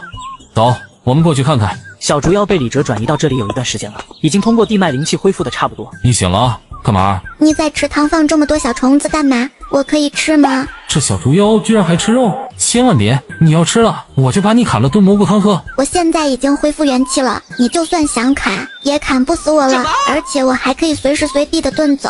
元气恢复的小竹妖能够依靠自己的根部在大地中穿梭，这也是为什么他渡劫时是春笋的形态，因为他一直在大地下修炼。你别这么无耻，我救了你，你不知恩图报就算了，还好意思给我找麻烦呀？开玩笑的啦，我能够帮助这些虫子成长，不知道您需不需要？真的？我的根部已经遍布整个鱼塘底部了，能净化鱼塘的水，分泌一些促进它们生长的物质，更能调节合适的生长水温。不过你得每隔一段时间朝鱼塘下一场淋浴我才干。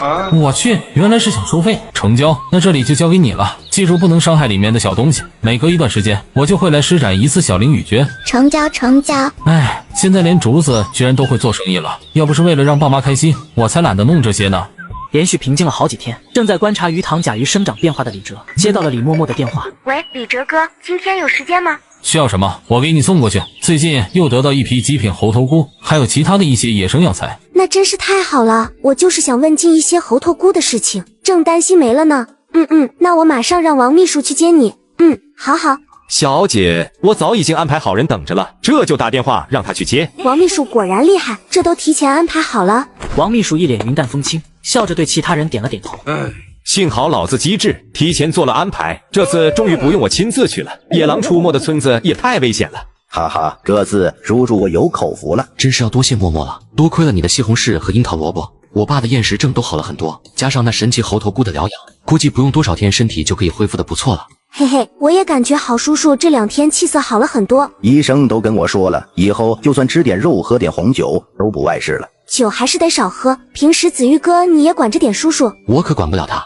刚打完电话没多久，来接自己的人就到了。李哲跟大黄上了一辆商务车。你怎么来的这么快啊？哈哈，李先生，我是托你的福了，以后专门负责和你联系，工资高了，补贴也高了。平日我就住在镇上。一路疾驰，到了翡翠轩，王秘书已经在门口等候。见李哲下来，连忙迎上去。小哥，你来了哦！赶紧先找人把东西搬到厨房，注意要轻拿轻放，别弄坏了。小哥，你吃饭了没有？大小姐刚刚去接老爷子去了，很快就回来。我先让厨师给你准备点吃的吧。李哲摸了摸肚子，确实是饿了，早上没吃东西，刚让青狼给自己抓来一只大开胃菜，结果李默默就打电话给预定了。那好吧，随便吃点。有中餐吗？我不会吃西餐。有的，小哥请跟我来。王秘书将李哲带到了酒店的中餐区，然后叫来了主厨，亲自叫了几道菜。王秘书，这人是谁啊？还要你亲自接待？他可清楚王秘书的身份，许多春城的大企业老总都和他客客气气。王秘书没回答，只是笑了笑。我去给李先生拿一瓶罗曼尼康帝来。可真舍得呀，便宜的一瓶都得好几万呢。菜品上来，有龙须牛肉、西湖醋鱼、水晶丸子，看得李哲胃口大开。大黄看到好吃的也不客气的吃了起来。主人，这里的菜看着都还不错哦。那你就多吃点。可刚吃了几口，哎呦，这不是李哲吗？怎么也跑到这里吃饭？亲爱的，我们是不是来错地方了？哟，还吃得不错。不过你知道吃这一顿多少钱吗？别钱没带够，被人扔出去了。哟，还吃得不错呀。不过你知道吃这一顿多少钱吗？别钱没带够，等会被人扔出去。估计是卖书卖了几十万，才敢进这样的酒店吧？照这样吃下去，也吃不了几顿了。而且这一身打扮也不显丢人。李哲懒得理他们。一位50岁左右、挺着大肚子、满脸富态的西装中年走过来。小说，快点走啊！你是遇到朋友了吗？爸，不是朋友，就是一个普通同学。那还浪费什么时间？马总马上就到了。唐硕拉着杜山要走，杜山很不甘心地盯着李哲讥讽道：“这家酒店也不怎么样嘛，连农民都能进来。”我是哪里对不起你吗？一直和我过不去。你这个穷鬼，底层农民也不看看这里什么地方，是你这种人该来的吗？我就是农民咋了？滚！再不滚出我的视线，有你们好看。小伙子，你当这里是农村呢？可以随便动手。快，马总到了，赶紧和我去迎一下，今天这单必须拿下。哎呀，马总，您总算百忙之中约出时间了，不胜感激啊！唐老板客气了，不知道唐老板今天约我过来，到底有什么生意要谈啊？哈哈，单纯吃个饭嘛，交个朋友。走，我们订好了包厢，里面请。马来无所谓的点点头，突然看到了旁边饭桌上的李哲，心中一哆嗦。哎，这人不是那天王秘书迎接的那个吗？马总不会是认识他吧？他是我家孩子的同学。爸，马总怎么会认识一个农民呢？他就是一个农民，住在穷山沟里。我去过，鸟不拉屎，卖书赚了点钱，就不知道姓什么了。在这里大吃大喝。一听是农民，马来顿时松了一口气，暗骂自己疑神疑鬼。恰巧这时李哲将目光投了过来，他当即回瞪了一眼。看什么看？一个穷山沟的竟敢跑到这里来吃饭，这翡翠轩的档次真是越来越低了。李哲也是无语了，自己怎么仇恨值这么高，走到哪里都有人嘲讽。对，马总说的不错，连穷酸农民都让进来，这酒店真不咋地。要不我们换到银海酒店吧？是啊，我家小姐开的这酒店的确档次低了点。马胖子，你这尊大神来这里岂不是自降身份？还是赶紧换一家吧，省得庙小犹如你的身份。马来见到一手提着红酒一手捏着高脚杯的王秘书正站在身后，目光幽深地盯着自己，一个酒店的工作人员竟敢这么嚣张。唐国华感觉自己必须好好说道。你们酒店做生意就是这样做的吗？马总这样的贵客来了，你们也敢不好好接待，还甩脸色，是不想开了吗？哎呦，原来马总又结识了一位身份尊贵的大老板啊，还不快点给我介绍介绍？王秘书，我不认识他们。哎，我刚才都是胡言乱语的，你可千万不要见怪呀！淡淡扫了一眼唐国华，王秘书不再理会马来。小哥，来尝尝这红酒。我自己的珍藏，多谢王秘书了。小哥别太客气，还需要什么就吩咐。完了，原来自己刚才没认错人，这家伙就是前些天在小区门口遇到的公子哥。王秘书都对他这么客气，自己刚才好像又骂了他。唐硕、杜山也都傻眼了。唐国华冷汗哗的全冒了出来。小子，那个我马胖子狗眼看人低，刚才的话你别往心里去。没事，我本来就是农民，你没说错。少爷，都是我嘴贱，冒犯了你。你大人有大量，等会能不能在王秘书面前帮我说句好话？有什么需求您尽管开口，我马胖子绝对帮忙。看着这一幕，唐国华已经不知该说什么了。唐硕也有点稀里糊涂。爸，这怎么回事？这李哲就是一个回家种地的失业学生，地地道道的农民啊。这不会唱双簧骗大家的吧？我们还去他家吃过饭呢，父母都是种地的穷人，哪里是什么少爷？闭嘴，唐国华，以后我们不会有任何合作，你也别想拉我马胖子下水。马总，都是误会，小孩子不懂事乱说话，不知道刚才那王秘书是什么人。马来恨不得一巴掌拍死这些人，自己容易吗？好不容易搞点事业，全快被他们给搅黄了。李哲哥，你怎么在大厅吃饭呀？我爷爷过来了，说要亲自感谢你呢。那现在去哪？请跟我来。大黄，别吃了，快跟上。见两人离开，那个马总，他们到底是谁呀？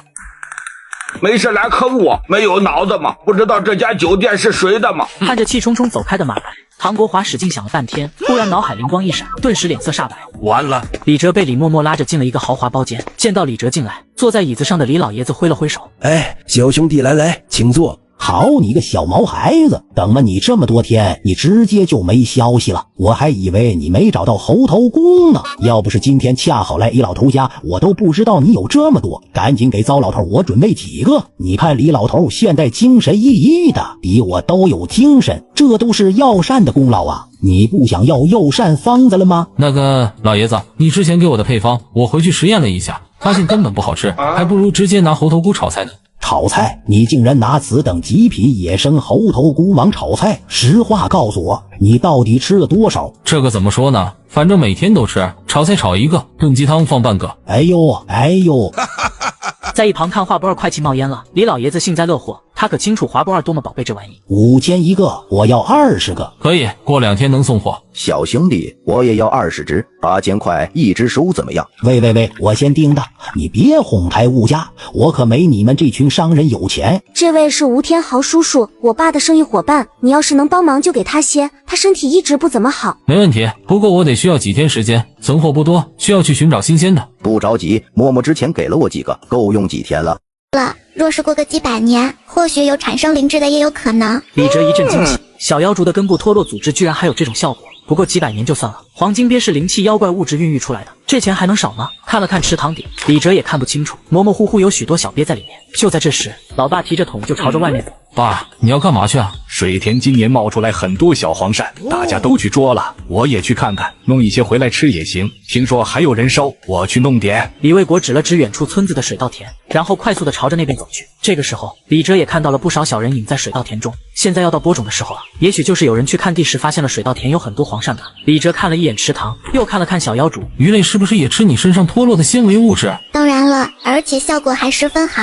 是啊，自己为什么不在鱼塘里面再养一些鱼类呢？又看到了一条发财路线，李哲快速的朝着李卫国那边跑去。村子里的水稻田十分多，已经有几十个村民开始在里面捕捉黄鳝了。李哲叔，你也来捉黄鳝吗？一个流着鼻涕10岁左右的小屁孩提着小桶走了出来，也不顾身上一身泥水，乐得眉开眼笑。李哲看了眼水桶，顿时一喜，水桶之中的黄鳝差不多都是20厘米的，还有几条泥鳅夹杂其中，有的甚至更大。这玩意现在可是美味的东西。小虎，你的这些黄鳝卖不卖？要不都卖给李哲哥怎么样？小虎一愣，回头看了看自己妈妈，小声道：“老妈说村子等一下有老板来收，好像是5块钱一斤，让我送回家再回来捉。”才5块钱一斤？小虎，把这些黄鳝送到我家去，我10块钱一斤收。哇！小虎眼睛顿时瞪大，看着50元钱，然后快速接过钱，话也不说，2条小短腿嗖嗖嗖的朝着李哲家跑去。看了一下钱包，还有3000元的现金，自己现在卡里还有不少钱，可以收很多黄鳝了。看到村子里王大姐自远处稻田走了上来，李哲快速的跑了过去，一眼看到王大姐桶里几十条黄鳝和泥鳅。王大姐，你抓的黄鳝和泥鳅卖不卖？我10块钱一斤收。小哲呀，你收这个做什么？这东西成年以后才10块钱一斤，现在弄了都是自己吃的呢。王大姐，我是给酒店的老板收的，人家出的价钱高，我就跑腿。现在他可不缺小钱，这些东西以后弄好了，有小妖猪肯定可以快速繁殖，到时候自己绝对能够大赚一笔了。小哲，你没有开大姐玩笑吗？这些都是我2个小时抓的，你要的话和中午来收黄鳝的老板一样，5块钱一斤就行。王大姐，这么说吧，钱不是我的，我只管收，你要是感觉合适，你就卖给我，我全部10块钱收。麻烦大姐给我宣传一下，有多少我收多少。大姐先给你送到家里，然后等一下回去几分钟给你叫人，你先不用告诉别人，我保证让你收足够。李哲明白他的意思，这种好事肯定他先回去告诉自己家里人和亲戚，都开始抓了，其他人自然也问，到时候这消息显然也瞒不住。看着匆匆忙忙去送黄鳝的王大姐，李哲已经开始考虑扩建鱼塘了。鱼塘虽然已经不小，但是他可不嫌大。很快老妈就急急忙忙的跑了过来，然后直接揪着李哲的耳朵道：“你干什么呀？收这么多黄鳝泥鳅干什么？还10块钱一斤，赶紧给我回去！”妈，不是我收的，是人家收的，都付钱了，我是帮忙啊。真的假的？这玩意小了也不好吃，谁10块钱收啊？还有，收了弄到哪里去？李哲连忙在钱包取出一张不记名的卡，以前的10万元，然后连忙道：妈，人家老板付钱了，就是花钱买金银花的老板，放心，我没有疯。那还等什么？多抓1斤赚1斤钱，你自己收，我和你爸一起去捉。看着老妈也去捉泥鳅啊，李哲尴尬的抓抓头。你们都去了，我自己忙活得来吗？好歹留一个给我称重啊！很快，李哲就开始忙了，一会来一个，有时候3、5成群来，一个个咋咋呼呼的放下黄鳝拿钱就跑。不一会，现金已经不多了，李哲又打电话让老妈拿卡去取现钱。农村没有几个会手机收款的，多的直接给记下来，少的给钱。越来越多的黄鳝和夹杂着一些泥鳅不断的让送来，李哲也不计较，也不管里面是什么，直接称重给钱，要不就是记账。哎呦，李哲，这是发财了呀，还10块钱1斤收。正在给一个输家大姐称重的时候，一个染着黄毛的青年流里流气的走了进来，身后还跟着一个秃子。二毛，你有事吗？可以啊，混得不错嘛，听说收了上千斤了吧？还有钱呀？不过你差不多就行了，给我们也喝口汤呗。可以啊，混得不错嘛，听说收了上千斤了吧？还有钱呀？不过你差不多就行了，给我们也喝口汤呗。你们什么意思啊？哪里来的这么多废话？现在立刻停止收购，不然老子打断你的腿！这么说，你们是打算也收喽？要收也可以啊，我不拦着你们。不过我还是会继续收。秃子，你可以打断我腿试试。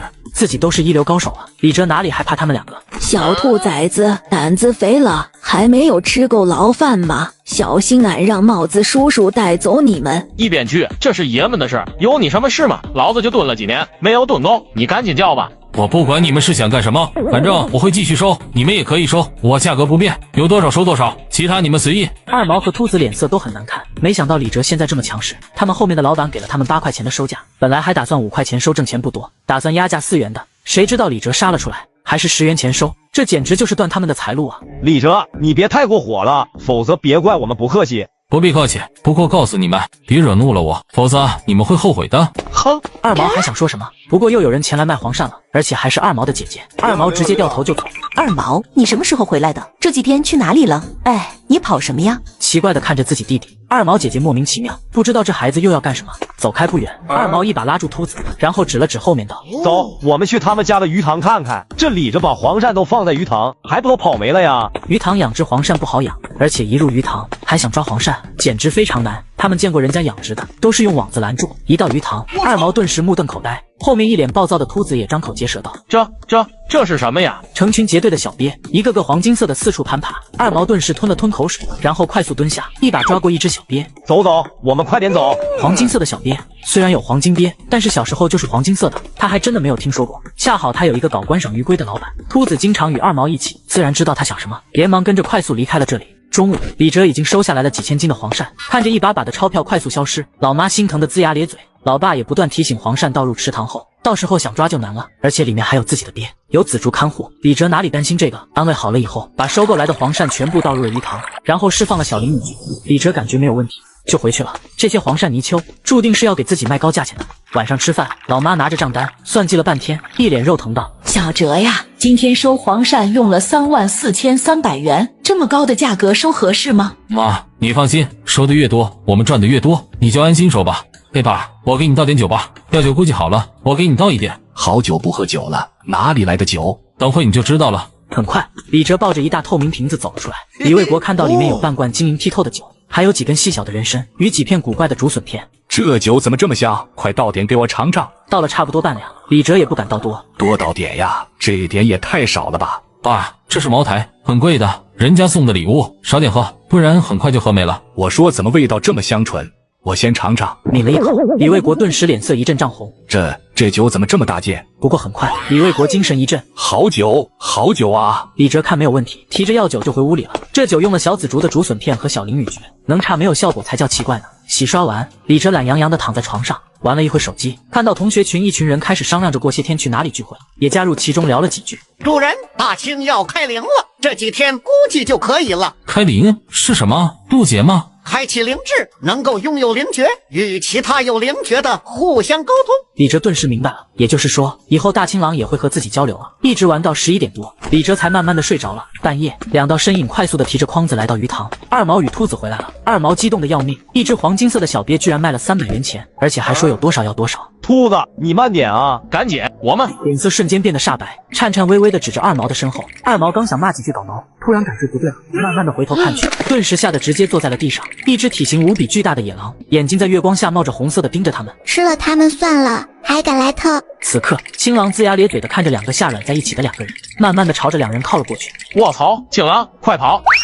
第二天，天刚蒙蒙亮，李哲在鸡鸣声中醒了过来。洗刷完，李哲习惯性的去鱼塘竹子旁边打坐练功，突然看到有一个大筐子，顿时好奇的看了一眼。昨晚有人来偷鱼塘里的小鳖，已经让青狼赶走了。啊，有人来偷这些小鳖？这是有毛病吧？这玩意现在这么小，有卵用啊？是昨天和你吵架的那2个人，哼哼。二毛，李哲明白了，这货估计是想看看自己鱼塘是不是用来放黄鳝的，于是来查看，结果看到了小鳖。青狼是不会伤人的，估计是给吓跑了。也就是说，他们也看到青狼了。要是让他们把消息传出去，估计会有人来搜索青狼。下次看到有人再靠近，就把这些小鳖全部弄到鱼塘里面，不要让他们爬出来，不然就是麻烦事。好的。大清早，已经有小孩入稻田了，大声小叫的，显然昨天一个个都收获满满。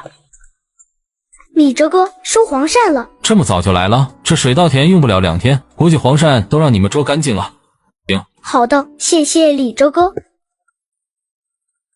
两个小屁孩刚走，这时一辆黑色的别克轿车开了过来。很快，二毛与一个大肚子男子一起走了下来，秃子则在后面抱出一个白皮桶，跟在两人的后面。李哲，李哲一看就明白，估计是打自己小鳖的主意了。有事就说。李哲，我和你说，我这次给你带来了一个大买卖，等一下发财了，记得分我一点。小兄弟你好呀，我叫周八哥，是做观赏鱼类生意的，我是个痛快人，我就直说吧。听说你这里有许多黄金色的小鳖，我想高价收购，如何？周老板客气了，我确实有一些黄金小鳖，不过没有很多。不多？怎么不多？昨天我看到起码有上千只呢。周老板，你可以去看看，密密麻麻的黄金鳖，可都是和我给你的一样的。李哲顿时明白了，怪不得晚上来偷，原来是事先偷走过，给这位老板看了以后，确定了价值，晚上才来偷的。小兄弟，老哥第一次来，没有带什么礼物，就带了几条锦鲤，都是我精挑细选的，不是什么值钱的东西。锦鲤？李哲顿时好奇的看了一眼，里面8条锦鲤正在其中来回游走着。李哲不懂锦鲤，但是他却知道好的锦鲤卖个1万元以上，轻而易举。自己既然有紫竹帮忙，为什么不弄些高端货呢？弄什么黄鳝啊？直接养一群锦鲤，一些珍贵的观赏鱼，那还不发财了？鱼塘要扩建，必须大肆扩建。周老哥客气了，不过我这里的小鳖真的不多，也就几十只吧。来，我带你们去看看。远处只有一片区域的小鳖还和之前一样来回爬来爬去，其他的已经被小紫竹哼哼一声全部赶回了鱼塘里。二毛连忙跑到鱼塘边，正在思考怎么嘲笑李哲骗人，突然感觉一阵头皮发麻。平静无比的池塘没有一丝波澜，几十只黄金色的小鳖来回爬动着，可是其他的地方却一只也没有。这怎么可能？昨天上面都爬满了，到处都是黄金鳖啊，怎么现在什么也没有了？他傻眼了，自己都已经怀疑昨天是不是眼花了。周八科走了过来，不满地看了二毛一眼，随即惊喜地看着不远处大约40-50只的黄金色小鳖。这种小鳖他也是闻所未闻，如此小，但是却都如同黄金一般精粹，若是卖，必然可以卖出很好的价格。老弟呀，那个老哥想要全部买下来，不知道老弟能不能割爱？老哥，我也说实话吧，我不懂他们的价值，不过我知道很小的黄金鳖有，但是都是黄色的，如同金子一样颜色的黄金鳖，其他地方肯定找不到。确实，我以前弄过黄色的黄金鳖，不过现在和你这些比起来，那些都是垃圾，你这才是真正的黄金鳖呀。至于价格，我用30只黄金鳖换你同样价值的锦鲤如何？我不需要你给我几条多么珍贵锦鲤，我要很多数量的锦鲤就行。我打算养只锦鲤。周八科一听，顿时一喜，连忙道：好说好说，我有一很好的朋友，他做的就是养殖锦鲤的生意，这绝对没问题。亲手把锦鲤放到鱼塘，然后挑拣了30只黄金鳖。周八科乐坏了，留下一张名片。周八科直接写下了一个3万元的欠条。老弟，你就放心吧，2天以后锦鲤我会亲自给你送来。那就麻烦老哥了。周老板风风火火的走了，他已经迫不及待的想看看同行的惊讶震撼了。奥迪快速离开，二毛与秃子愣愣的看着。妈的，这不是耍我们吗？二毛伸手去抓李哲，李哲一把拍开，不屑道：怎么想打架吗？是我们给你带来的3万元，李哲，你要分我们1半。你们偷我的鳖，我没有找你们算账，已经是看在一个村面子了，别给脸不要脸，给我走开。二毛，我们他妈的这算什么？妈的，兔子，你有没有感觉李哲变得和以前不一样了？有钱了没？昨天我们好像是看到好多，怎么就这么点了？还有昨天的野狼是什么？有这么大的野狼吗？我们是不是昨天喝多的缘故？还不是你个熊猫，非要弄什么牛栏山酒，喝点啤酒不行吗？妈的，大晚上出幻觉，要真的是野狼，我们还有命。走啊，发什么呆？要不我们晚上再来？你小点声啊。好，晚上我们再来，一只可是1000块钱呢，起码还有20只，说不定鱼塘底下还有，到时候我们就发财了。对，那我们晚上几点来？到时候再说。李哲在院子边上早已听到了他们的对话，哼哼一声，然后朝里面走去了。妈，我爸呢？你爸抓泥鳅玩泥巴去了。好吧，李哲跑去找李卫国了，去商量挖掘扩建鱼塘的事。什么扩建鱼塘？这合适吗？什么扩建鱼塘？这合适吗？爸，你要相信我，我有把握。挖鱼塘，弄一个差不多的，上一次花了8000元。若是养鱼，还需要买鱼苗。虽然现在家里富裕，可是还打算以后跟你去城里买房子娶媳妇呢。爸，鱼苗你不用担心，已经联系好了，这2天就送来了，养殖交给我就行。行吧，你现在也能耐了，我去给你办，先别和你妈说，不然你别想弄了。不说，到时候开始弄的时候再说。下午，一台挖掘机轰隆隆的来了。很快，老妈便气冲冲的来到了李哲面前。能耐了是吧？你们爷俩能耐了呀，居然敢瞒着我！老爸经验丰富，直接出去遛弯了，说去大队里办理一些手续，估计不到晚上是不回来了。先斩后奏的效果还是不错的。现在老妈发现也无法阻止了，一直忙碌到天黑。李哲吃完饭，给鱼塘施展了小林女婿，然后吩咐小紫竹教训晚上来的那2个人，就打着哈欠睡觉去了。早早的就熄灯，李哲隐隐约约听到外面让捂住嘴巴一样的惨叫，也不理会，继续呼呼大睡。他明白，无论是小紫竹还是青狼都不会伤人的。第2天，随着一声鸡鸣，二毛和秃子在鱼塘边的树下醒了过来，2人对视了一眼，顿时感觉自己汗毛直竖，连忙快速朝着家里跑去。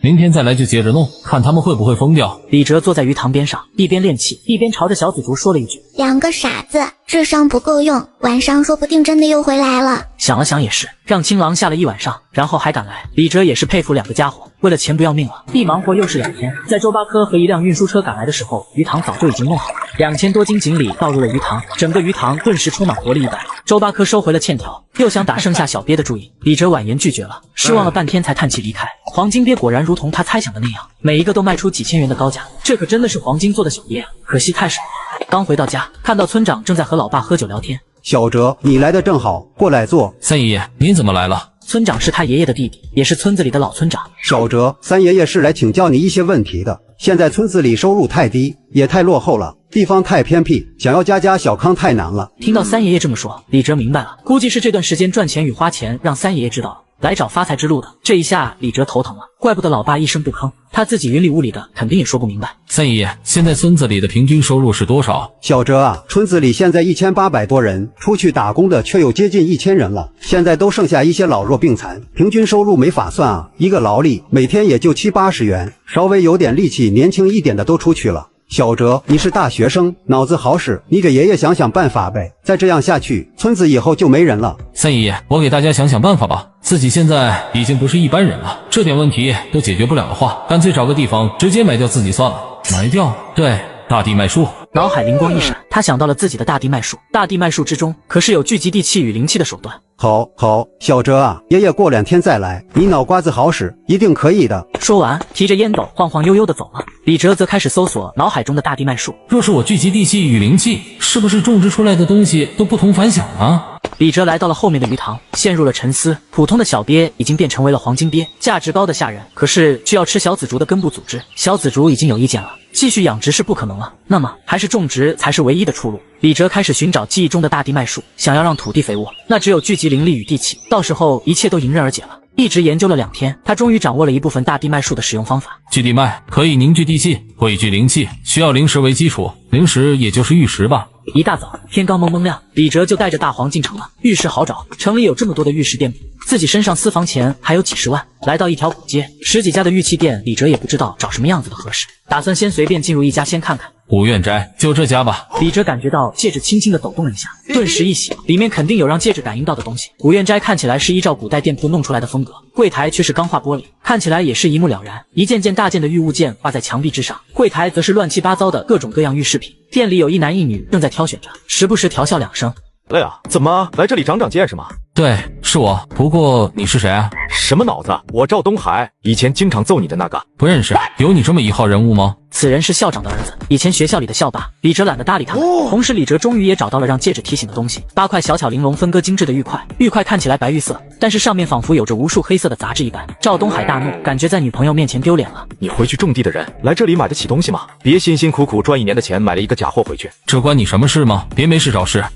老爷子，这是一套吗？多少钱？30万，那是人家放在这里寄卖的，没有名字，只说是祖传的。小伙子，你还是看看别的吧，那玉杂质太多了，要不是熟人，我也不会帮他挂在那里。哈哈哈！还有李哲，你搞笑的吗？难道你还真的想买个东西在我面前装大款？你这山窝里的孩子，谁不知道你？别等会没钱付，那就尴尬了。就是一个小农民，怎么可能拿得出30万？老爷子，别管他们，刷卡吧。小伙子，这玉真的不值，你真的要买吗？快点吧，我赶时间。行吧，您稍等。李哲越来越感觉这玩意不一般了，看了几下就感觉一阵阵头晕眼花。能够让他头晕眼花的能是一般的东西吗？看到李哲居然真的刷卡成功，赵东海瞬间亚麻呆住。这怎么可能？雅，你说他们是不是自编自演啊？这8块破玉值30万，估计是。农民什么时候舍得买玉了？还是30万？这可不是大白菜。有什么不可能的？别整天把自己放得太高了。李哲并没有再理会他们，拿着玉便匆忙离开了。连续几天，李哲一直摆弄聚集地气形成灵脉的阵法。由于阵法难度不低，这几天每天都忙碌到半夜才睡觉，现在也只完成了一部分，效果微乎其微，还要继续努力几天。这都几点了，赶紧去吃饭，天天就知道睡大觉。老妈正提着水桶，遇到了刚刚起床的李哲，忍不住训斥几句。这2天李哲都是10点才起的床。妈，你弄这鳖干什么？太小不能吃啊。你爸要去找人看看，这鳖是不是有什么问题？怎么全部变成黄色了？这玩意以后还能卖吗？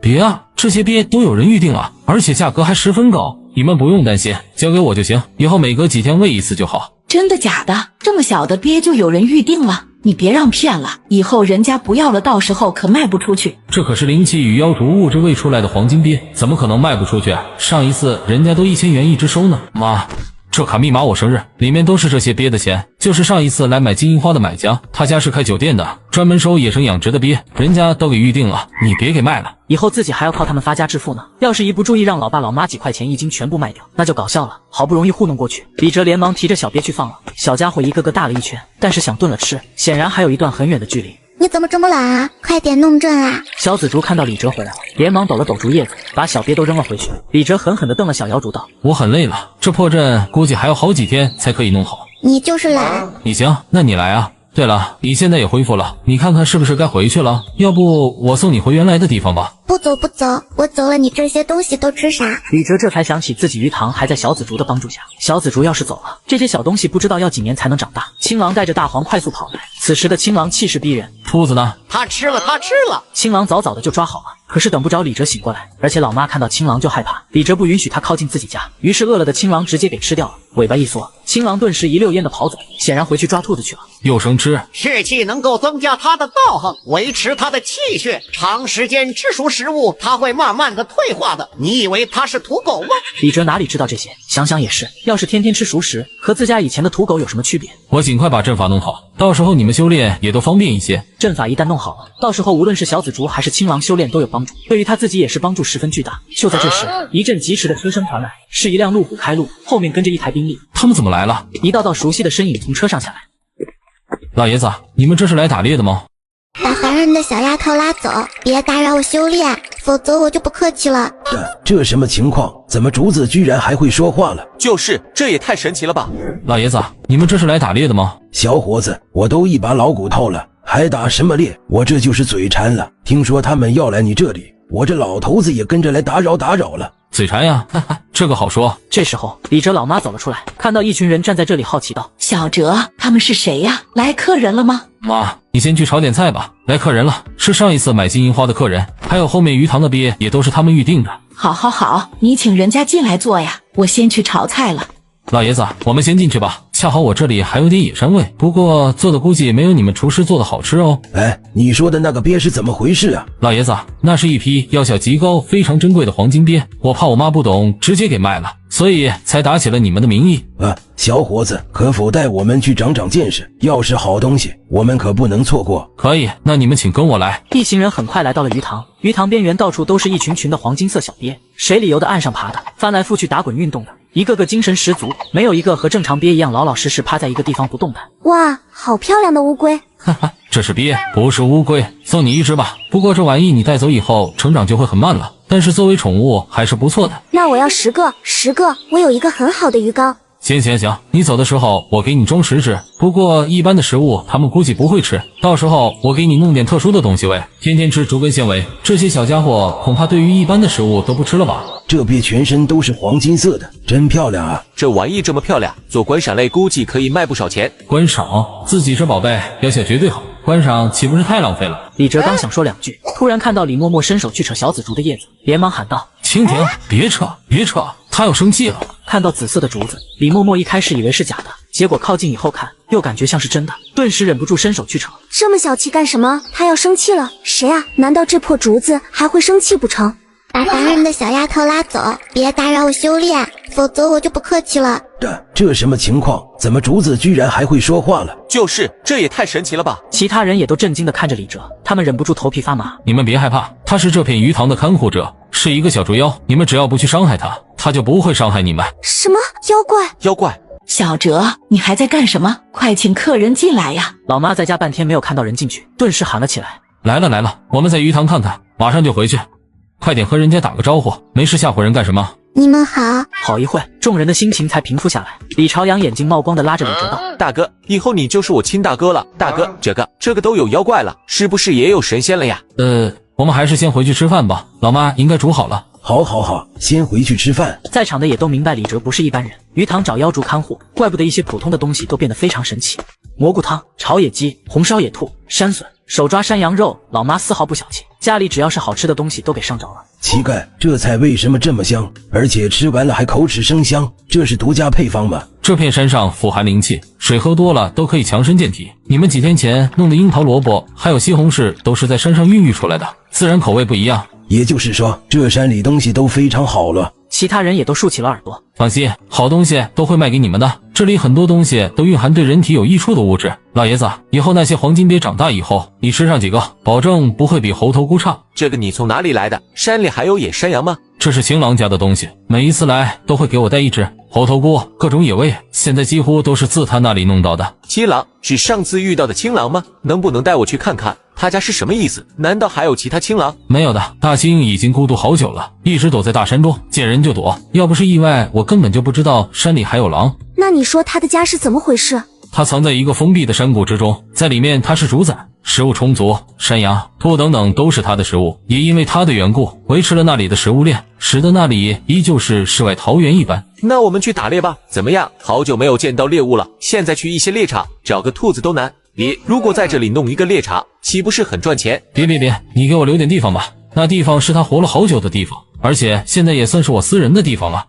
何不弄一个高档次的农家乐呢？王秘书跟我想到一起去了。默默，小伙子，你们俩感觉这个想法如何？老爷子，王秘书，我们这里穷山恶水的，来这里那就是受罪了，这里条件都差得吓人啊。越老的地方越合适，到时候弄成一个度假村，那样更好。李哲哥，我感觉可以，你这里水好风景好，野味多，乡村气息也好，非常合适的。还可以弄个猎场，驱赶一些野物，就是放1只2只野山羊进去，恐怕也会吸引不少人。老爷子与王秘书开始商量了起来。李哲听了一会也没有听明白。过了好一会，王秘书笑着与李哲道：李小哥，能带我走走吗？我要看一看。行吧，那你跟我来。刚刚我们和老爷子商量了，决定开发这一片，先建一个高档的农家乐，我们出钱来建，只要是花钱的地方都交给我们。李小哥，你到时候负责食材就可以了，如何？也就是说，在这片区域，你们真的打算建一个农家乐？这个地方会有人来吗？李哲哥，你放心，保证到时候会变得无比热闹，这种问题你就不用担心了。如同你的猴头菇如此奇效，有钱也是吃不到的。江城最不缺的就是有钱人了。可是我们家就这么一点。突然，李哲想起了三爷爷，若是真的可以如此，岂不是说无论是菜、粮食、鸡鸭鱼肉都需要大量供应，到时候肯定需要村子里的鸡鸭蔬菜了。一时间他忍不住心动了。行吧，那就搞。这一决定，所有人都忙碌了起来。王秘书去汇报去了，李嬷嬷开始找人规划设计，李哲也去为承包几十年的山头奔波而去。辛苦了一天，李哲终于搞定了附近几座山头的承包，20万全砸进去了。回到家，正在得意洋洋的时候，让李嬷嬷一句话给搞崩溃了。你说什么？1个亿全部投资在这里，就弄一个小小的农家乐？李哲哥，你这表情也太逗了。李小哥，这可不是弄一般的农家乐，1个亿是不够的，后续还要加多少都是未知数。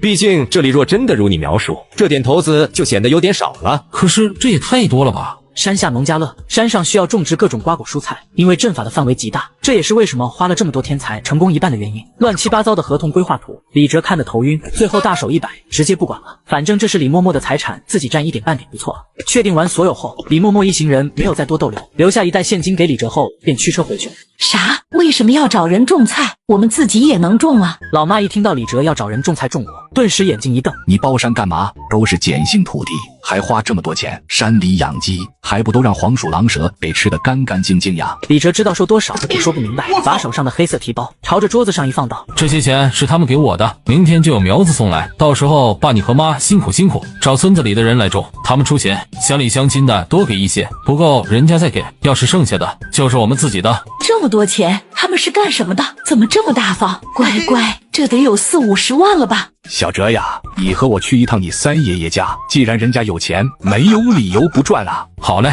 喂，下个通知，明天早上8点，大家闲着没事的，想赚钱的，不管是小孩还是青年壮年，都去我家一趟。明天早上开始，不管男女，1天180元，就是小孩能干活的都行。喂，再说一遍，明天早上8点，想赚钱的没有事的，不管老少都去我家一趟，就一些农活，干活就有钱，中午还管饭。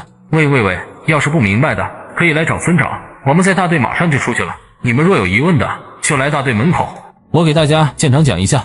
三爷，你是写的什么呀？我念得好尴尬啊。小别崽子，俺不这么说，你写的他们听得懂吗？村里都是一群不识字的，你这话还用什么普通话？他们肯定都来了，走，我们出去看看吧。心情好了，这老头也不客气了，一口一个小瘪崽子。李哲也没有脾气，笑呵呵地跟在身后。此时外面已经围了10几个人，还不断有大人小孩跑来。哎，小哲啊，你说的是不是真的？1天180元，你看俺行不？7点多一点，一车车的果树苗，各种可以栽的辣椒、西红柿、黄瓜苗送来了。爸，你按照图纸上面的位置让他们种，后面还有几车，今天种完这些就可以了。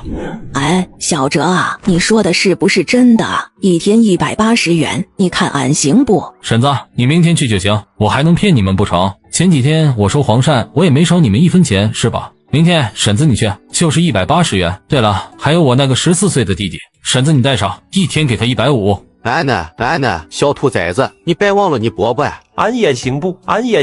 一听到李哲这么说，这些平时想赚钱没地方赚的，哪里待得住？大家都别急，我和你们说吧，我们村现在有老板来搞建设，来帮助大家发展，以后大家生活水平很快就上去了。出钱的是人家城里的老板，明天你们直接都去我家外面等着就行，到时候三爷爷会带你们的。你们明天别去和人家撒泼，有事就和我说，不能得罪人家，知道吗？看什么看？说的就是你，二毛，你和秃子，你们整天捣乱，到时候人家直接不在这里投资了，你们就连钱都赚不到了。小哲，你放心，二毛他要是再捣乱，俺扒了他的皮，明天俺也去哈。天天就知道瞎跑捣乱，明天跟着俺去赚钱去。这么说我就放心了，这些华为 Mate 60大家分下去，做事方便点。我听说这华为老贵了吧？放心，是左下角领的，没花钱。左下角我就没领到过，他左下角跟别的不一样，没套路，我就领了俩苹果15 Pro Max。别的不知道，反正我左下角活动平台报备过的，真实有效。你看，那我加了咋木有？库存没了呗，门槛低，下载的基本都领了。你等下，左下角库存再加1万份，苹果15 Pro Max 和华为 Mate 60都要。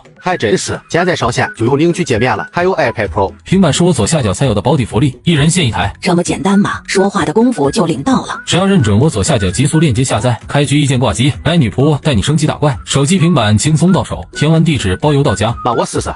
三哥，修路的事是真的吗？为什么镇了都没传来消息？这可是大事啊！村长，人家老板来干什么？怎么让小哲出面啊？人家小哲可是大学生，不然还让你去出面呀。好了，现在也人齐了，俺也说句话吧，人家老板来我们这里投资，肯定也是看好这里，对不？明天大家伙想赚钱的就一起去。小哲也说了，10天半个月活是干不完的，以后还有其他活，一天2个人赚个300多块钱，10天就是3000多了。他有这么多钱给吗？别吹牛了，别到时候拿不出这么多钱给我们。二毛一脸嫌弃，李哲越有出息，他就越不爽。同样是一起长大的，怎么就差距这么大呢？二毛子，你出息了，快给俺回家，明天跟着俺还有你姐一起干活去。娘，你啥时候来的？哎呦，别扯，疼！第二天一大早，李哲刚刚修炼完，就听到一阵熙熙攘攘，不断有人朝着这边来了，有的甚至是跑着来的。小哲呀，这左下角真快，我昨天刚领，今天就到了。那肯定，只要在我左下角下菜的，都会安排下级发货。小哲啊，俺给你看着他们，到时候俺来给他们算钱吧。行吧，三爷爷，那就麻烦您了。7点多一点，一车车的果树苗，各种可以栽的辣椒、西红柿、黄瓜苗送来了。李卫国拿着图纸走了出来，这是李哲给画了2个小时弄出来的，什么地方可以种，什么地方不种，规划的清清楚楚。爸，你按照图纸上面的位置让他们种，后面还有几车，今天种完这些就可以了。哎，真不知道你们到底要干啥。李卫国搞不明白李哲的想法了，也搞不明白那些出钱人的想法，花这么多钱弄这些农副产品要干嘛？整个青年村今天可热闹了。不过农村人都是很朴实的，几乎都不带休息，渴了去喝水，喝完继续干，一直干到中午。老妈带着几个人弄了猪肉炖粉条，做了好几锅，干活的差不多接近有400人，分批来吃。有力气的青山开田，力气小的种苗种树，熙熙攘攘，一直到了下午，终于把所有的苗子都种了下去。来，大家都过来领钱了。本来一个个都很累了，此刻都精神无比的跑去。对，俺家这小娃也有50啊。有多少都有，那就谢谢村长了。哥，这怎么给俺200呀？开田了呀，给你200，好好休息，明天记得再来哈。好嘞，欢欢。不一会儿，所有人都欢喜的回家了。这钱赚的容易，而且中午还有猪肉炖粉条，一个个吃的也香。明天傻子才不去呢。5万这么少，没有少给吧？没有给少，放心吧，我人老账不老。一连几天，林林总总花了16万。平时荒芜的几座山上，全部都已经种满了各种各样的果树，瞬间变得生机勃勃了起来。什么？全部散养？他们靠什么活呀？山里有蛇，还有黄鼠狼，这是要给他们加餐吗？还真被你猜对了，叔叔婶婶们，告诉你们一个好消息，挣钱的活又来了。哎呀，大黄，你说的是真的吗？大黄，快给我们说说这次是干啥活啊？这些天大家跟着李哲赚钱都赚了不少，一个个听到有活干都激动不已。叔叔婶婶们放心，一会我主人会和你们说的。三爷爷，你们这忙着呢？忙啥子啊？他们现在都赚钱了，俺不趁机收水电费，过几天想收都不好收了。小哲，这次又有什么活干啊？能挣钱我们都跟着你干。有。大壮，我记得你以前经常捉竹鼠和山鼠吧？现在不捉了，俺老娘嫌浪费时间，有时间就多种点地。是这样的，我今天和我爸上山，一上午就抓了10几斤。你们知道城里的山鼠、竹鼠价格是多少吗？少，城里人还吃这玩意。我意外得知，上次给大家开工资的老板，他们收野生的竹鼠与山鼠，人家可是100元1斤收呢。真的假的？老鼠也这么值钱？小哲啊，这种事情可不能开玩笑，你说的是真的假的啊？三爷爷，你相信我，让大家现在就可以去抓，然后送到我家里，我去联系收货的人，我不赚1分钱，免费为大家联系。俺爹娘嘞，1斤100块钱，那还等什么？快去抓呀！村长，快喇叭喊人啊！小哲，俺也先回去了，俺要去捉了卖钱。你放心捉，有多少收多少，我回去就联系人过来，你们放心，肯定让你们赚到钱的。喂，下个通知，我这里有一个赚钱的路子，你们今天就开始去山里地里去捉山鼠和竹鼠，捉到以后全部送到我家，我给你们联系买家，1斤大约110块钱，1斤就110元左右，这不是开玩笑啊！听不明白的可以来大队门口，让村长给你们说说。喂，现在下午啊，山鼠竹鼠都睡觉呢，你们现在就去，一捉一窝就好几百呢，别犹豫哈。三爷爷，你写的念起来还是别扭啊，怎么念怎么古怪。俺就这样喊了几10年，你不这么喊，他们有几个能听得懂的？上次不是和你说了吗？小哲啊，爷爷谢谢你呀，又为村子找到了一个赚钱的路子。三爷爷不用客气，我先回去了，等下人多走不了。好嘞，小哲，剩下的就交给我。刚回到家门口，取出手机，李哲想了想，还是拨打了李默默的电话。咦，李哲哥，怎么想起给我打电话了？李哲把这里的情况说了下，然后苦笑道：估计数量还很多啊。还以为是什么事呢，我们这确实是用不了这么多，不过我可以给你介绍一个可以长期合作的。好，谢谢你啊。很快，一个陌生的电话打了过来。你好，是李先生吗？我是李小姐介绍的，听说你有大量的竹鼠与山鼠出售是吗？对，不知道你们收购的价格是多少？都是野生的，而且个头都不小。我钱胖子相信李小姐，她说好货那绝对好货。竹鼠90，山鼠100，当然必须是野生的，要是养殖的，价钱就低了。绝对都是野生的，价格也合理。好的，那就这么定了，我一会就过去收。两人聊了一会，李哲发了一个坐标地址给钱老板，神清气爽的回到院子，就看到老妈挽着袖子走来。小哲，这是怎么回事？你收那么多老鼠回来干什么？妈，我这是帮人收的，能卖钱。什么人会收老鼠啊？我看你就是胆肥了，一天天的净找事干。老妈，这个我能作证，主人确实是帮老板收山鼠和竹鼠，刚刚我就在旁边听着。真的吗？大黄，你可别替你主人打掩护。真的，要是说谎我就是小狗。看着老妈还是一脸怀疑，李哲连忙把钱包都扔给老妈道：妈，不出1分钱，这个你放心，不用我们出1分钱。真的这么值钱吗？这城里人还真的吃老鼠？城里人当然吃啊，你想想我那同学，他每一次来都还要点名吃老鼠，这几次没吃到抱怨了好久呢。很快，一辆黑色别克商务车赶来了，7、8个提着竹鼠、山鼠等待的村民都睁大了眼睛。他们运气好，去了就找到了，前来试试是不是真的能卖钱。你好，我是李哲。李先生你好，我叫安科，事前老板让我来的，按照他说的，你这的山鼠我们都现收现结。早有准备的老妈手提笼子跑了过来，听了2个多小时大悲咒的可怜老鼠，一个个蔫巴巴的，有气无力的动着。我的可乖乖，这都成精了吧？还是第一次见到这么大的山鼠呢。主人，不好了，鸡死了好多个，你快去看看。什么？昨天不是还好好的吗？正在刷牙的李哲连忙跑了出去，来到机场一看，顿时气得一阵牙疼。这他妈谁干的？怎么都弄死了？地上7个小鸡仔，身上被咬得血肉模糊，显然老妈担心小鸡崽子大清早就来看了，结果就看到了这个。你说呢？这不是祸害生命吗？都还这么小，长大了吃也就算了，这么小都让咬死了。老妈气得直跳脚。李卫国自屋里走了出来，不是狐狸，应该是山鼠。狐狸吃几只咬几只，不会乱咬的。山鼠就不一样了，大山鼠就喜欢咬死，然后拖到自己窝里去。总共死了多少？我怎么数这么多鸡仔？我神眼啊，10几个全身咬烂的，这些是让咬死的，起码也死了20多只了吧？这么多，麻烦了，看来是好几窝大山鼠。若是不赶走，恐怕以后全部要完蛋了。我记得山鼠是以一些植物为食啊，地瓜、粮食这些，怎么还吃鸡呀？你说的是小山鼠，饭量小，山里年再多了，有一群老山鼠，花生我们都不敢种，不然都给它祸害了。小鸡小鸭的它们都直接给你咬死，然后拖回去吃掉，一下子死几10只，这还是第一天晚上，若是时间长了，恐怕越来越多老山鼠朝着这边来了。不行，我要去抓山鼠。主人，交给我，我来抓。行，要是捉到了，今晚就给你加鸡腿。嘿嘿，保证完成任务。我也和你一起去看看吧，我们也俩好抓，抓到了今晚上也可以加餐了。早饭也没有时间吃了，跟着老爸拿着叉子铁锹就上山了。父子俩顺着蛛丝马迹开始寻找山鼠窝，大黄也自告奋勇的前去寻找。山鼠窝显然不好找，找了好一会也没有找到。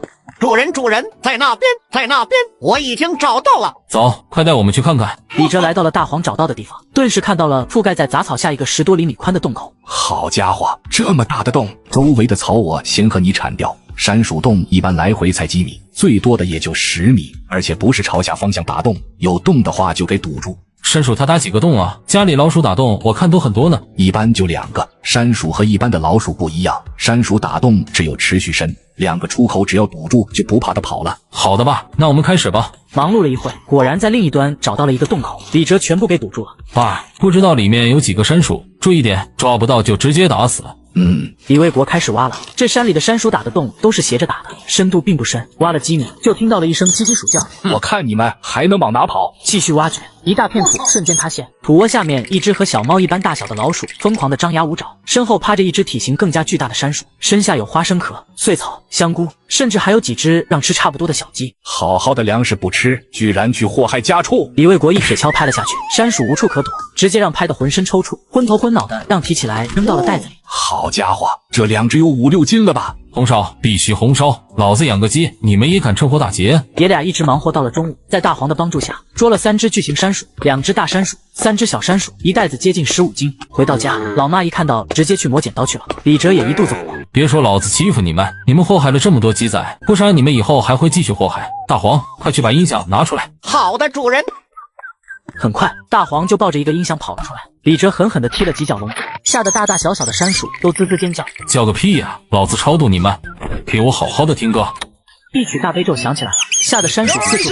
先听个几10遍吧，说不定死的时候你们就不痛苦了。小哲，你这是在干啥呀？妈，没事，你忙你的吧。山鼠的事情必须解决，靠他自己捉是不可能的，一天能捉多少？而且他们也看了，山里的山鼠窝还真不少。如果买上百来个老鼠笼子，每天估计可以抓不少。就在这时，叫做猫哥的保安来了，给李哲带来了几张图，显然是准备农家乐开工了，让李哲挑选一张。这是山鼠吗？怎么这么大？这玩意你们也认识？山里的山鼠时间太久了，自然大了。野生山鼠，我们小姐饭店也收啊，100多一斤呢。这野生的可是好东西啊！真的？对呀，我怎么忘记了这玩意可以卖呢？这哪里是鼠灾啊，这都是钱啊！哈哈。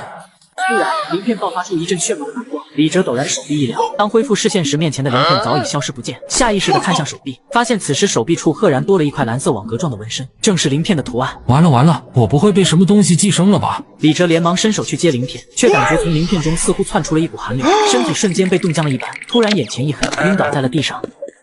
主人，主人，你怎么了？别下本了啊！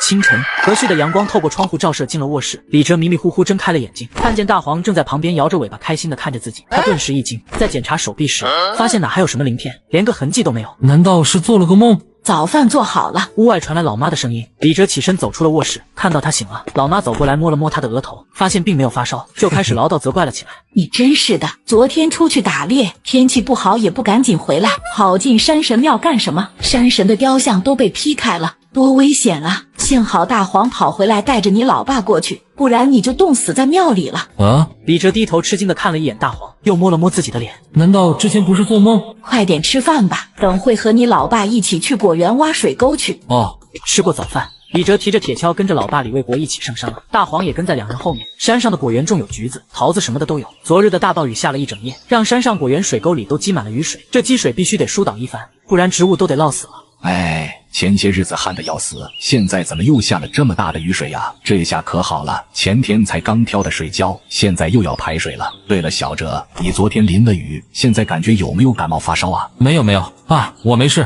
没事就好。两人开始找以前挖好的沟渠疏通山上的积水。忙碌中，李哲偶然低头时，突然视野中出现一点异常变化。他发现积蓄的雨水中有一点点如萤火般的蓝色光点在忽聚忽散来回的游动。我去，这是什么东西啊？爸，你看这水里怎么有蓝色光点啊？什么蓝色光点？我怎么没看到？你小心一点，水里可能有蚂蟥。见老爸继续干活，心中纳闷，为什么老爸就看不到呢？看着漂浮在眼前的蓝色光点，李哲忍不住伸手去碰，可刚伸出手，蓝色光点立刻飘到了一边。居然还会躲！李哲心中越发好奇了，开始乱抓，可蓝点躲避的越迅速，让他根本抓不到。这些到底是什么东西啊？主人，怎么了？没。李哲准备不纠结了，可正在这时，手臂突然一阵凉意扩散开来。当他再次睁开眼睛时，发现四周的蓝色光点更多了。和刚才不一样的是，这些蓝色光点开始主动朝他身上靠近汇聚。李哲似有所悟，伸出手，接着无数的蓝色光点便疯狂朝他手上汇聚而来。不足1分钟，一个松子大小的蓝色水珠凝聚了出来。大黄好奇地跑到李哲跟前，歪着脑袋盯着李哲手中的水珠。李哲正愣神，大黄突然一跳，伸出舌头将水珠吞进了口中。混账东西，怎么什么都想吃啊？可手掌还没碰到，大黄却疯了一样趴到地上疯狂地打滚。接着他一边惨叫一边朝着山下跑去。哎，我还没有打你呢，你这表演都可以拿奥斯卡小金狗了吧？你没事打他干什么？赶紧干活！李哲一脸无语，拿着铁锹开始继续疏通田沟了。父子两人忙碌了几个小时，终于将平头山上果园里的积水全部排了干净。此时天色又阴沉了下来，两人赶紧回到了家中。刚进家门，老妈就好奇地迎上来问道：“大黄是怎么回事啊？掉到沟里去了吗？回来嚎了半天，还浑身发抖的，是不是病了？”没事啊，他早上还好好的。妈，大黄现在在哪？在你屋里，躲在床底下，死活不出来。也不知道怎么回事。李哲连忙朝屋里跑去，一进房间就听到床角落传来一阵阵哀叫，连忙低头看去，只见大黄正躲在床底角落里瑟瑟发抖。大黄，你怎么了？快过来！早上弄出来的那蓝色水珠到底是什么玩意啊？这大黄吃了，该不会是产生什么不良反应了吧？大黄见李哲来了，又呜2声，可还是不出来。李哲伸手摸了一下大黄的身体，却感觉手中一凉，感觉像是抓到冰块一样。他脸色微变，连忙将大黄给抱了出来。让你乱吃，活该！找了一个毛毯把它包裹了起来。好一会，大黄仿佛才缓过来，看样子应该没什么大问题。泛着蓝光的鱼饵一入水锅，李哲就看到几条草鱼直接冲了过来，在他惊讶的目光中一拥而上。咦，有鱼儿要钩了！爸，这盆景好卖吗？浪费这么多时间，家里的盆景越来越多了，也没见卖出去多少啊。嗨，反正闲着也是闲着，没事就弄2盆。现在钱不好赚了，听说今年苹果和桃子行情都不好。李卫国愁眉苦脸的，要知道，李哲1年学费加生活费可不少，可惜山里人没文化没技术，他只懂卖劳力赚点辛苦钱。李哲也知道家里的条件，不再吱声，修剪手里的盆景。突然，他看到一点蓝色的光点从自己指间飘逸出来，融入到了盆景的青杉木中。青杉木的枝叶立刻散发出一层蓝蒙蒙的光华，扩散开来。难道这种蓝色光点对植物有什么效果不成？李哲开始尝试着凝聚蓝色光点，只见空气中原本那游离分布的蓝色光点顿时开始朝着他的手指慢慢汇聚，在他的控制下缓缓地融进了青杉木中。青杉木盆栽的枝干绿叶在李哲的目光下微微地膨胀了起来。愣着干什么？怎么今天老是发呆呀？不舒服吗？爸，你看不到吗？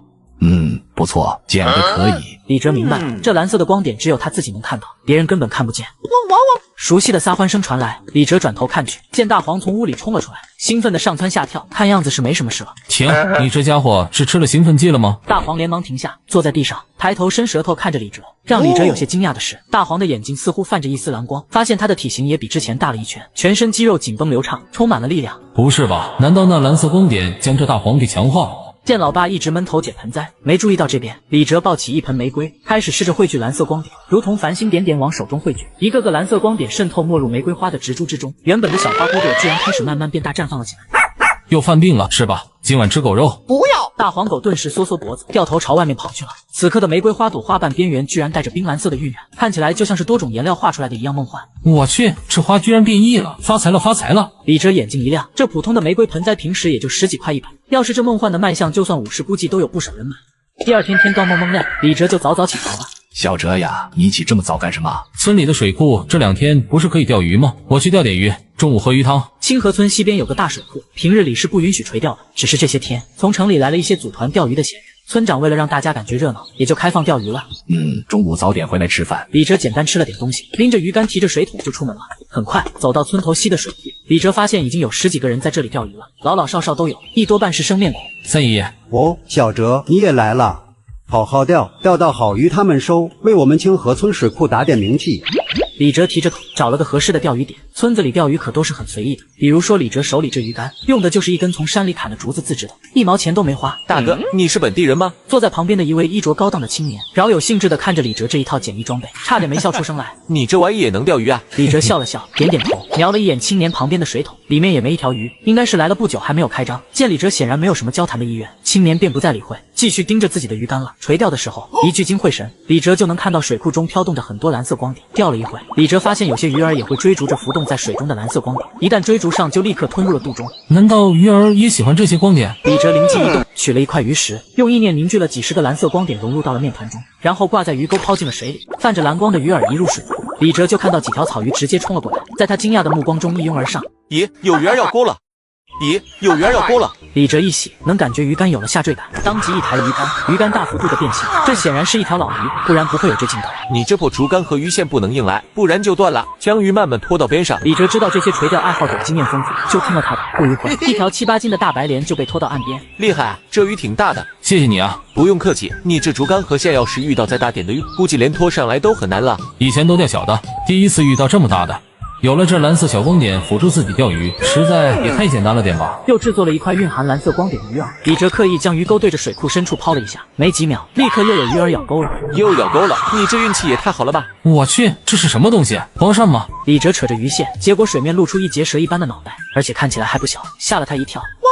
快走开！鱼要是跑了，中午你就别想吃饭了。一条1米多长的黄鳝被拖上岸，水库里钓出这种东西，自然引得几位钓鱼人的好奇，都靠上来瞧了瞧。刚刚李哲钓了一条7、8斤大白鲢鱼，他们可都看见了。谁知转眼功夫又上来一条黄鳝，可没多久，他们都傻眼了。只见一条接一条的大鱼被李哲拖出水，直到鱼线被一条半米多长的大鱼给挣断，李哲才不得不停止垂钓。小伙子，你的鱼饵用的是什么料啊？能不能卖给我们一点？这些钓鱼人都不是瞎子，说这情况是运气好那是不可能的。稍微一想，就能肯定这些鱼是被鱼饵给吸引的。对呀，大哥，你卖我们一些呗。若是自己卖这种鱼饵，那岂不是可以赚不少钱了？一天卖个几百分，绝对能发。哈哈，这是我自己做的鱼食，就这一小块了，你们自己分一分吧。李哲手里的鱼食也被融入了不少蓝色小光点，效果自然是一样的。他很是大方地递给率先开口的中年老村长，看到李哲提着一桶，也惊得张大嘴巴。这才来了多么一会，就钓了这么多的鱼了。三姨，你中午就别做饭了，我让我妈多炖几条鱼，回头也给你送一条去。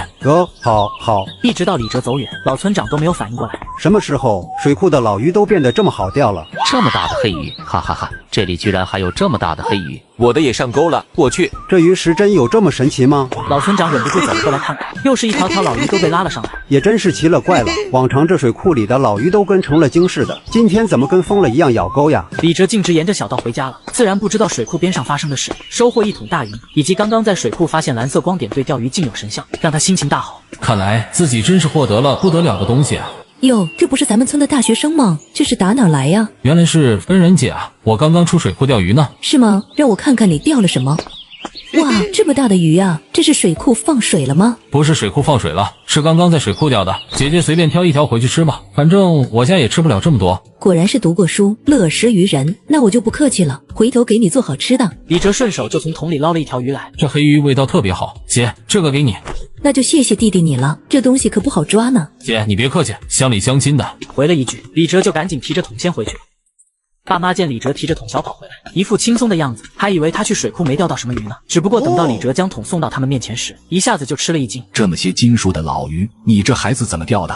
哈哈，我运气好啊！李哲也不知道怎么解释，那蓝色光点和龙鳞的事情可是秘密，只好随便糊弄过去了。好在爹妈也没有多问。中午，老妈将那条7、8斤的大白鲢给炖了一大锅土灶柴火鱼汤，再炒了2个小菜，一家3口吃得心满意足。剩下的鱼也够吃好几天的了。反正以后要是想吃鱼，随时去水库里钓就是了。吃完午饭以后，李哲没出门，而是回到房间思索起了自己这2天的遭遇来。自从山神庙得到那枚龙鳞后，自己身上和周边都发生了种种奇异的事情。现在可以确定的是，这鳞片肯定是宝贝，而且还绝不止目前所显现出来的这么简单，能够让花草变异，甚至是动物也可以。我自己的身体好像也被强化了，还能看到天地间的蓝色光点。李哲把自己觉醒的能力一项项给列出了，越发觉得这鳞片肯定不简单。不过目前最重要的是怎么利用这些能力来赚钱，家里可不富裕，自己的学费甚至都还没着落呢。既然现在我有了这等机遇，那就一定要好好把握，让爸妈过上好日子。主人，外面有好几个人说要找你。什么？有人找我？